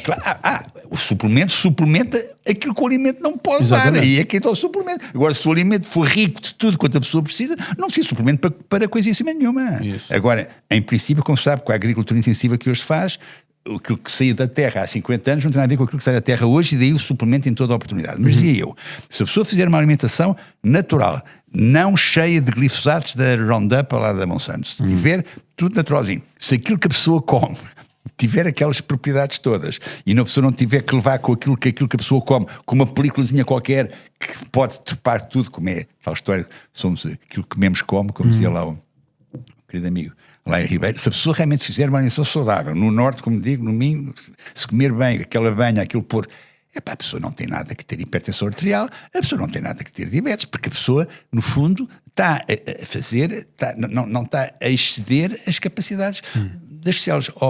Miguel, o corpo tem resistência limitada aos insultos que recebe. Uma coisa é a pessoa quando é nova, ao menino e ao borrasco, quando Deus ama para baixo, a pessoa quando é nova, 10, 15, faz as asneiras todas, está sempre em pé, está sempre fantástica, está sempre... Despeja uma garrafa de whisky no dia seguinte é como se nada fosse. Só que quando a carruagem a coisa não é assim. Porquê? Porque as células vão ficando privadas daquilo que tinham quando eram novos, e como está aí, tem que ter mais cuidado. Temos resistência limitada aos insultos que recebemos, podemos ser insultados quando somos mais novos, mas quando vamos para velhos temos que ter mais calma, e aí não é tomar o suplemento, não é tomar o medicamento para corrigir uma situação que poderia perfeitamente ser corrigida se mudasse os seus hábitos alimentares e de vida. Vamos ver, não é só o alimento. Eu falei ainda há pouco, o tripé é um sono reparador e é o exercício. Isso. Falou, como disse o Miguel, falou muito bem do exercício. A pessoa que faz exercício diariamente pode esticar mais de um lado ou no outro, que a coisa disfarça, porque o exercício tem aquelas coisas todas fantásticas, além da pressão das morfinas endógenas, é vasodilatador, o sangue chega com mais velocidade aos sítios. Não é por acaso que eu fui fazer hoje às 2h30 da manhã o meu exercíciozinho para não vir para casa dizer tantos disparates e a coisa sair mais abençoada. Não me deixo de fazer, descanso uma vez por semana, mas portanto a ideia é estilo de vida. É pela alteração, pela mudança dos hábitos de vida, do estilo de vida, que a pessoa consegue lá ir, que a pessoa consegue prescindir do médico. Dizia aquele fantástico Linus Pauling, o homem ganhou 2 prémios Nobel, da paz e da química, 54 e 62, um médico do futuro será o médico que receitará que não receitará remédios, que receitará a medicina nutricional, que eu estava a embrulhar. A medicina nutricional vai ser a medicina do futuro. Desculpem interromper esta missão do guru, mas se não foste abortado, acho que deverias agradecer à tua mãe e oferecer uma destas t-shirts. Poderás encontrar os links na descrição e 100% do valor será doado a instituições que cuidam de bebés e de grávidas. Let's go! Acho que no princípio estava a falar sobre o juramento de Hipócrates, que dizia que a primeira coisa que diz é não fazer o dano. Claro. Ou seja, se nós conseguirmos ter um planeamento, uma estratégia menos intervencionista e que diminui a possibilidade de causar dano, mas aumenta a probabilidade de causar o bem, é a melhor estratégia. E aí é que é fazer exercício, mudar o estilo de vida, alimentar-se como deve ser, dormir bem, não é? Ou seja, dormir bem não vai fazer mal a ninguém, pois não. Ou seja, comer bem também não vai fazer mal a ninguém. É de tal maneira, ou seja, catedrática para perceber realmente a realidade disso. É uma questão de bom senso. Falou do Hipócrates, primeiro não fazer o dano. Isso, primeiro não fazer o dano, não é? O Hipócrates, de facto, o pai da medicina... O medicamento tem uma probabilidade de fazer dano, não tem? O homem viveu entre 466 e 370 anos antes de Cristo. O homem viveu 83 anos. Naquela altura, na Idade da Pedra, o rapazinho, sabendo o que estava a fazer, viveu 83 anos. E estas 4 frases dele, se fossem seguidas... Eu digo de uma maneira totalmente hipócrita. Nós fazemos o juramento de Hipócrates, quando acabamos o curso de medicina... eu canso-me de dizer isto, porque já disse tanta vez que já déjà vu, mas eu tenho de dizer. A pessoa faz o curso de medicina, não quer saber de nutrição, não há uma cadeira nos 6 anos do curso. Agora há uma outra universidade que já a contempla, mas em princípio o médico sai da faculdade sem perceber nada de nutrição, por isso é que os nutricionistas estão a fazer um brilharete, porque o médico não percebe nada daquilo. Se a pessoa quer é fazer o juramento de Hipócrates, não é? Convida a família, os amigos, o cão e o gato e o fotógrafo para registrar o momento, eu juro e tal. E depois ninguém passa rigorosamente cartão àquilo que o homem ensinava, que é, primeiro, não fazer o dano, primeiro afastar, neste caso, passados 2500 anos, já sabemos quais são os alimentos inflamatórios, os que têm açúcar, glúten e caseína. Em segundo lugar, todas as doenças começam no intestino. Pá, como é que é possível? Uma altura em que não havia medicina, o homem já era visionário, ao ponto de já dizer que todas as doenças começam no intestino. O homem percebeu que era naqueles 7 meses e meio mas também que estava tudo. podia ser a própria comunidade que sabia isso, e ele saca a informação da comunidade. Pronto, não é? realmente Ou eu não seja, estudei, mas... eu acho uma coisa super engraçada. Desculpe interromper, que já Não, vai não, dizer não, as não, próximas não. duas, porque é uma coisa que está na minha mente que sempre me perturbou bastante, que é, nós na década de 60 ou 70 deixámos de dar ômega 3 às crianças e houve muitas crianças a ficarem deficientes, não sei se se lembra. Depois começou-se a dar o óleo figo de bacalhau na escola, eu tomei óleo figo de bacalhau, Notável. uma colherzinha. Notável, vitamina D. Quando eles descobriram que sem ômega 3 não há cérebro e estavam a dar as papas dos bebés sem ômega 3, que era só leite de vaca, foi um escândalo grande nos Estados Unidos e tudo. Mas é curioso como é que se dizia, as pessoas antigas, que devias dar os bebés, atenção, os bebés que não tinham leite materno deviam comer mioleira para ficar mais inteligentes, que é riquíssimo em ômega 3 e funciona. E sabe qual é Mas repara, como é que eles descobriram isto? E sabe qual Ou é seja, o... como é que não percebo como é que eles descobriram. Sabe qual... Foi pela experimentação, de certeza. Sabe qual é o alimento mais rico em colesterol? Também é mioleira, não é? É o leite materno. É? O leite materno é um dos alimentos mais ricos em colesterol. Não é um dos, é o alimento mais rico em colesterol. Leite materno. Para as pessoas perceberem que não demonizem o raio do desgraçado do colesterol, que o próprio leitinho que receberam da mãe é a coisa mais rica que há em colesterol, é aquela história. Interessante. As pessoas têm que ser confrontadas com estas Depois vocês iam factualidades. dizer as outras duas questões, as outras duas frases do Hipócrates. Estava a falar do intestino? Pronto, 4. O alimento é o nosso principal remédio. Quem não conhece o alimento não sabe tratar doenças. Todas as doenças começam no intestino. Primo non nocere, em latim é mais giro, em português é primeiro não fazer o dano. As 4 dão a mão umas às outras. Portanto, percebe-se que, de facto, o tal Linus Pauling tinha razão quando disse que a medicina do futuro é uma medicina nutricional, porque é evidente que é através da nutrição, através das pessoas como o Miguel, que trabalham realmente com a sua pródise neste tipo de coisas, é por aí que se lá vai. Não é esticar só como comprimido, depois tomar um medicamento que, se o medicamento fosse isento de efeitos secundários, pronto, que se ajudasse lá a rapaziada lá da indústria a ganhar a vida. Mas não, é raro um medicamento que não tem efeitos secundários.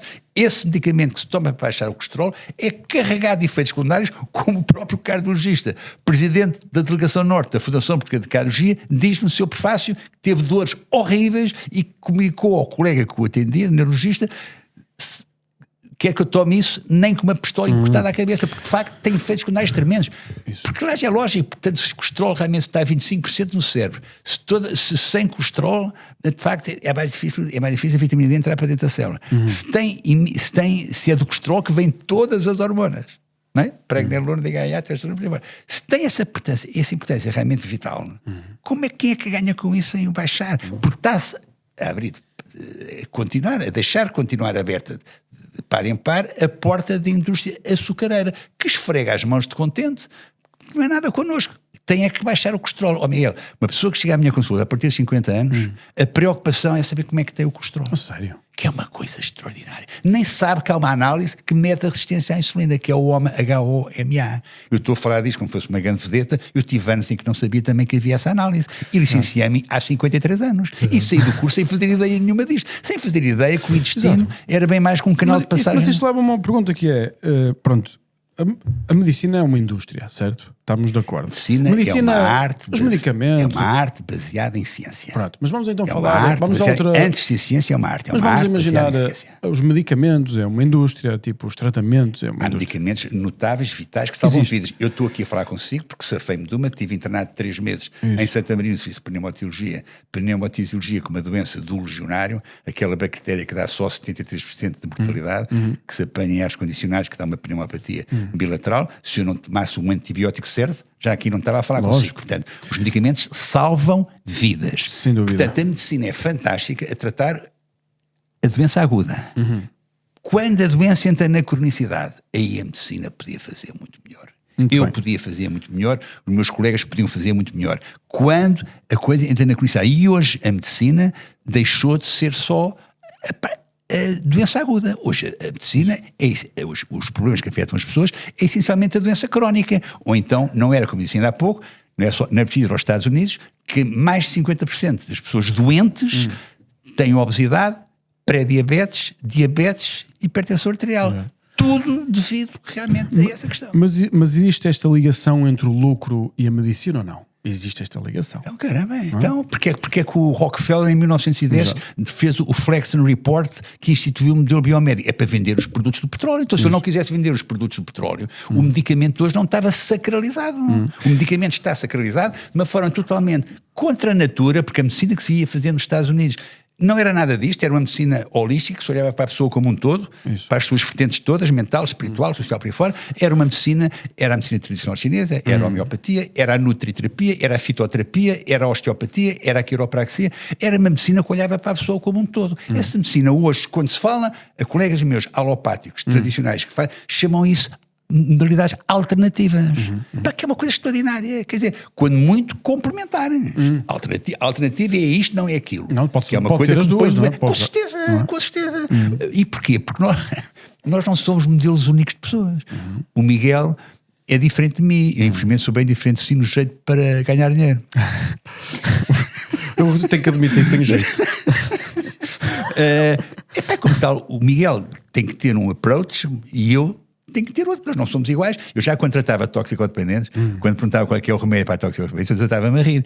Havia remédio para a toxicodependência se houvesse só um tipo de toxicodependência, se as pessoas fossem todas iguais, então aí o remédio é este ou é aquele outro. Nós somos todos diferentes uns dos outros. Temos que ter aproximações personalizadas de acordo com as nossas características. Na altura, antes de 1910, a pessoa era contemplada no seu todo e olhava-se para a pessoa, como disse ainda há pouco. É muito mais importante conhecer o doente que tem a doença de conhecer a doença que tem o doente. Hoje importa, as pessoas interessam mais saber qual é a doença que tem o doente e pouco olham para o doente. Se olharem 10 minutos para ele numa consulta do hospital já é uma sorte. Exato, que isto aqui agora vai mudar tudo muito, porque com a inteligência artificial a relação das pessoas com o conhecimento médico está a mudar fundamentalmente, não é?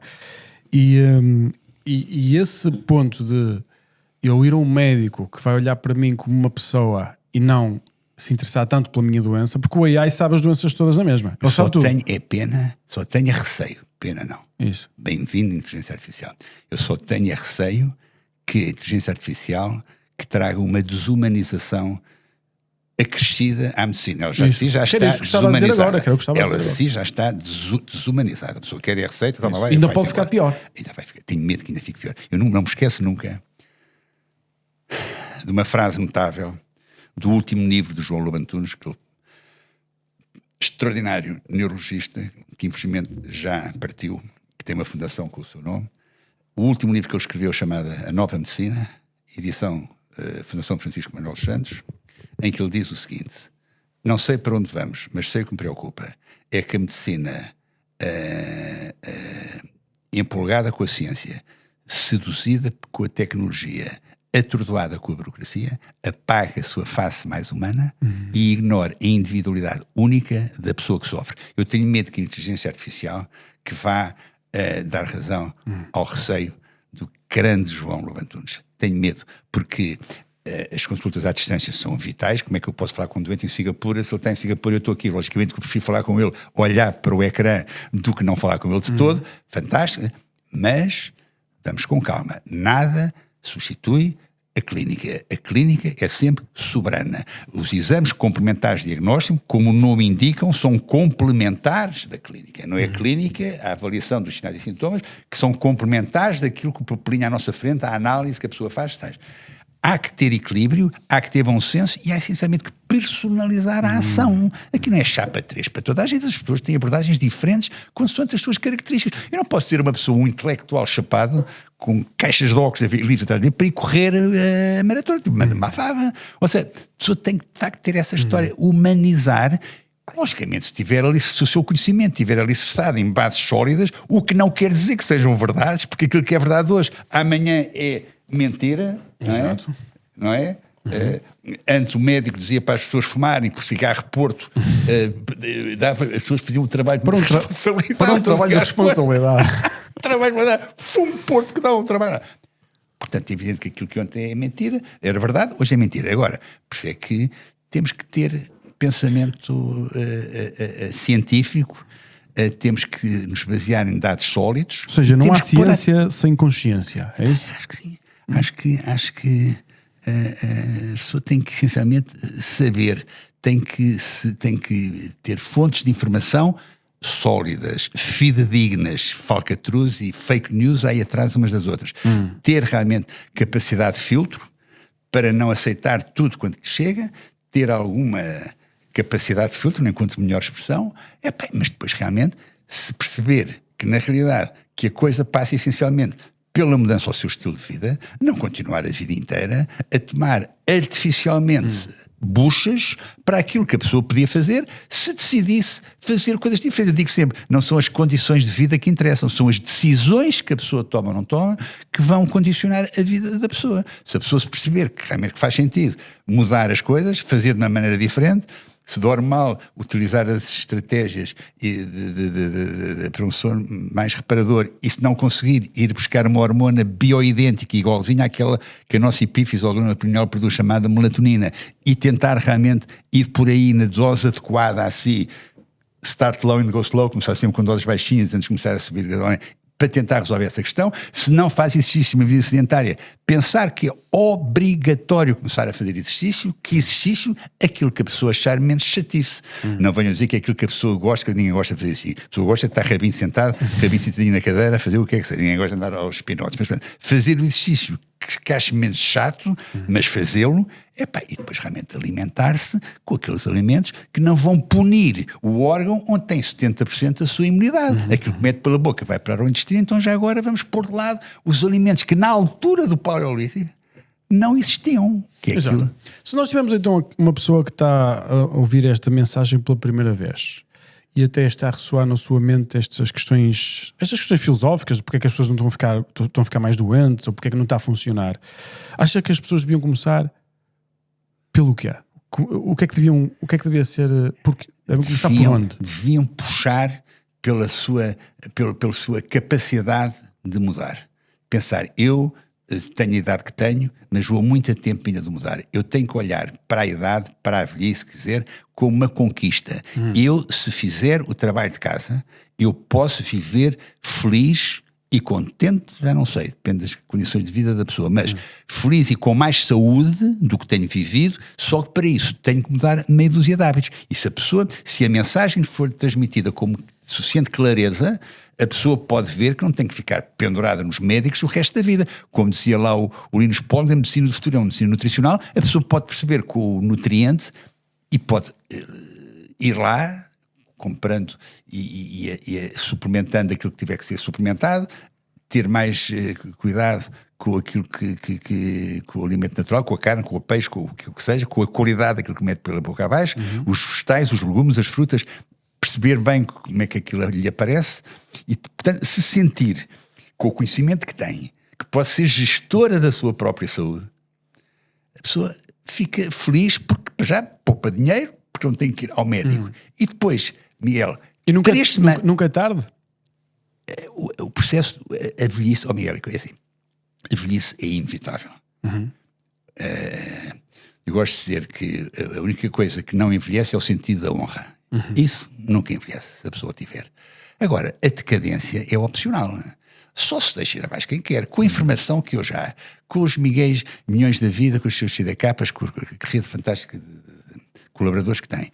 Se as pessoas tiverem o conhecimento e se ouvirem as pessoas realmente que parece que têm algumas coisas para dizer e se perceberem que as coisas fazem sentido, aí só tem que fazer uma coisa, é tomar a decisão. Como eu digo, não é as condições de vida que importam, é as decisões que as pessoas tomam ou não tomam, só tem que tomar a decisão. E se perceber que nunca é tarde para envelhecer com qualidade, para crescer o tempo Sou católico que o Criador quiser dar para continuar aqui entre nós, que só depende dele. Por isso é quando aparecem pessoas assim, mais conhecidas na minha casa e dizem, ai, tu és médico daquilo, ou tu és médico daquela. Eu digo, eu não sou médica, aquilo nem precisa de médico, aquilo vem cá só buscar uma orientação, tipo Miguel Milhão, vem cá só buscar uma orientação para passar as anos, que as pessoas sabem perfeitamente aquilo que devem fazer. A pessoa, se tiver informação, é gestora da sua própria saúde, não precisa de médico para coisa, tratar o médico para passar o remédio para quê? Se a pessoa, se não está doente, precisa do remédio para quê?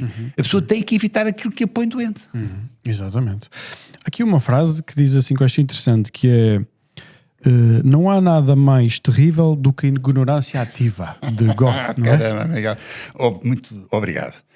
Isso é de Wolfgang Johann von Goethe, o grande alemão, que diz assim, eu disse isso na capa do livro, na segunda página, ele diz assim, eu penso que no fim o humanitarismo triunfará, mas eu receio que, entretanto, o mundo se converta num enorme hospital com as pessoas a atuarem como enfermeiras, umas como enfermeiras das outras. E depois põe em baixo, não há nada mais terrível que a ignorância ativa. A propósito do colesterol, a pessoa ignora esta questão que o açúcar e a inflamação que o açúcar nos transporta é que nos põe doentes e vitimiza o desgraçado de uma substância que não tem nada a ver com este filme e tenta baixá-lo com outras substâncias carregadas de efeitos secundários. Pá, não há nada mais terrível que a ignorância ativa, que a pessoa que começa a sentir-se pior fica mais doente. Ou seja, é uma ignorância que produz uma ação que prejudica, é isso? Sem dúvida, sem dúvida. Como dizia o notável presidente da Delegação Norte da Fundação Portuguesa de Cardiologia, em relação àquele medicamento que ele tomou, e quando o colega lhe disse para tomar, nem com uma arma apontada à cabeça, porque ele viu que não era realmente por ali. E de facto uma imagem vale mais que 1000 palavras. Eu já lhe transmiti que não tenho palavras para lhe agradecer essa frase sublime com que ele termina o maravilhoso prefácio desse livro. Muito bem. Dr. Manuel Pinto Coelho, foi um prazer muito grande tê-lo aqui. Eu acho que a sua idade e a sua energia é testemunha de que funciona. Quer dizer, muito obrigado. Por isso, eu acho que nós temos de bom senso e observar, e a minha experiência de vida tem sido essa também. Eu já também, digamos, desde os 20 anos, ou seja, eu nunca tive tanta saúde, não quer dizer que não vá ter nenhum problema de saúde, porque às vezes as pessoas pensam que uma pessoa pode ficar doente, porque questões genéticas ou outra coisa qualquer. Mas a alimentação tipo... nós fizemos um negócio de suplementos e de alimentação justamente porque eu vi na minha vida que funcionava, não é? E... Eu tenho um desafio a fazer. Quero agradecer do coração as generosas palavras que preferiu. Mesmo. Não imagina a força que me dá isso que me disse. Vim de si, não imagina a força que me dá, como imagina. Mas eu ficava triste comigo próprio se não me chamasse a atenção para isso. Eu queria convidá-lo, já fiz esse convite quando cá estive consigo a última vez e não me ligou nenhuma, ou ligou-me não tanto quanto eu gostaria que ligasse. Miguel, nós somos 70% de água. A água que temos dentro de nós tem características próprias. Já me estou a lembrar. Temos o suor salgado, temos as lágrimas salgadas, porque temos 9,4 gramas por litro de sal. Exato. Não faz sentido a pessoa querer comprar uma água igual à água que temos dentro do nosso corpo e temos que ir à Espanha. Isso, existe ali uma... É na Galiza que existe uma captação de água em alta profundidade por um projeto. Nós falámos com eles e é relativamente fácil de fazer. Não é uma coisa que eu gosto de vender, porque transportar água não é uma coisa eficiente. Mas se calhar a segunda vai funcionar, vamos ver.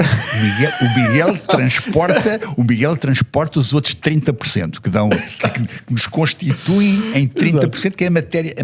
Mas era uma coisa que é relativamente fácil de fazer, esse produto. Se aparecer aí alguém com essa ideia, o Miguel dá a mão? Não, nós temos tudo o que é preciso para fazer. Porquê? Porque aquilo foi um projeto desenvolvido em Galiza, ou seja, eles têm uma captação alta profundidade daquela água especial, num sítio específico, têm os estudos, têm tudo. Agora é preciso transformar o produto em um produto real. E eu estava a dizer que eu não gosto de transportar água porque em termos logísticos não é tão eficiente, ou seja, mas nós conseguimos fazer o produto e se é um produto que gosta assim tanto desse produto, acho assim tão incrível. Nós somos 70% de água. A célula original veio do mar, Nós somos 70% de água. Eu largo-me salgadas, só salgado. Então porquê que a gente bebe uma água que não tem sal nenhum? Mas O sal está demonizado. O sal que está demonizado é o sal de mesa, é o refinado, cloro e sódio, que é uma desgraça. Agora, o sal integral, que além do cloro e sódio tem mais 80 e tal minerais oligoelementos, com potássio, magnésio e outros, selênio, zinco, esse logicamente que é bem-vindo. Mas que produto é que cria? O Miguel sabe que Portugal somos muito poucos, somos 10 milhões. E tudo sabe. Constaram, há uns zunzuns que me dizem que há uma iniciativa nossa, portuguesa, em águas portuguesas, ter uma coisa dessas. Se aparecesse, lhe batessem à porta, o Miguel distribuía essa coisa. Sim, eu podia distribuir, não vejo problemas. Mas que produto é que queria? Queria um produto concentrado que mistura com água ou um produto já produzido? Miguel, eu queria deixar de fazer aquilo que faço todos os dias, que é em consulta, dizer às pessoas para irem a um site da net, mandar vir água de Espanha, em caixotes, 10 litros, 5 litros e 3 litros, água de Espanha. E as pessoas bebem água diretamente? Se for hipertónica, se for como a água do mar, tem que misturar depois com a outra, não é? A água do mar tem 36 gramas por litro de sal, nós só temos um quarto, 9,4. Mas agora, Espanha tem também a água suor e lágrimas, tem a água isotónica dita, tem essa água à venda, 7 marcas. Miguel vai a um Corte Inglês em Espanha, tem 7 marcas. Que é só abrir a torneira, glu, glu, glu, glu, até 1 litro por dia. Mas é isso que as pessoas preferem? É isso que as pessoas preferem? A pessoa prefere aquilo que o Miguel lhe diga. Uma pessoa como o Miguel Milhão diz as coisas, sustentado realmente em saber. Sim, mas a questão é... Não vão, assim como o Miguel vende tudo quanto tem cá na casa, também com certeza presta a vender qualquer coisa. Espera aí, se o Miguel Milhão vende, se a Prozis vende, alguma coisa está... Vamos lá vender água. E vão estudar. Vamos fazer esse produto.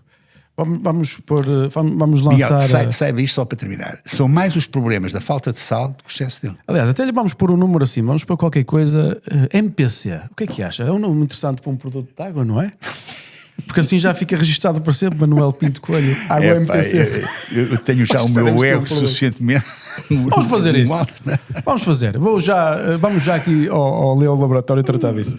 Doutor, foi um prazer muito grande. Muito obrigado por estar aqui. Muito obrigado, eu. Toda a informação que te partilha e o risco que tem em estar a publicar este tipo de informação, mas eu percebo que é com coração e com uma cena de serviço. Não? Eu gosto de dizer que a verdade é como o leão.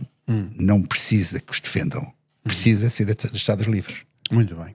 Se eu soltar a verdade num programa como o seu, Miguel Milhão, a dar-me a mão, a dar-me cobertura nisto tudo que eu digo, tem outra credibilidade que se assisse num outro sítio que não tivesse relevância. Muito obrigado. E muito obrigado por ficar com o livro número 1. Mesmo o livro número 1. Foi um prazer grande. Muito obrigado.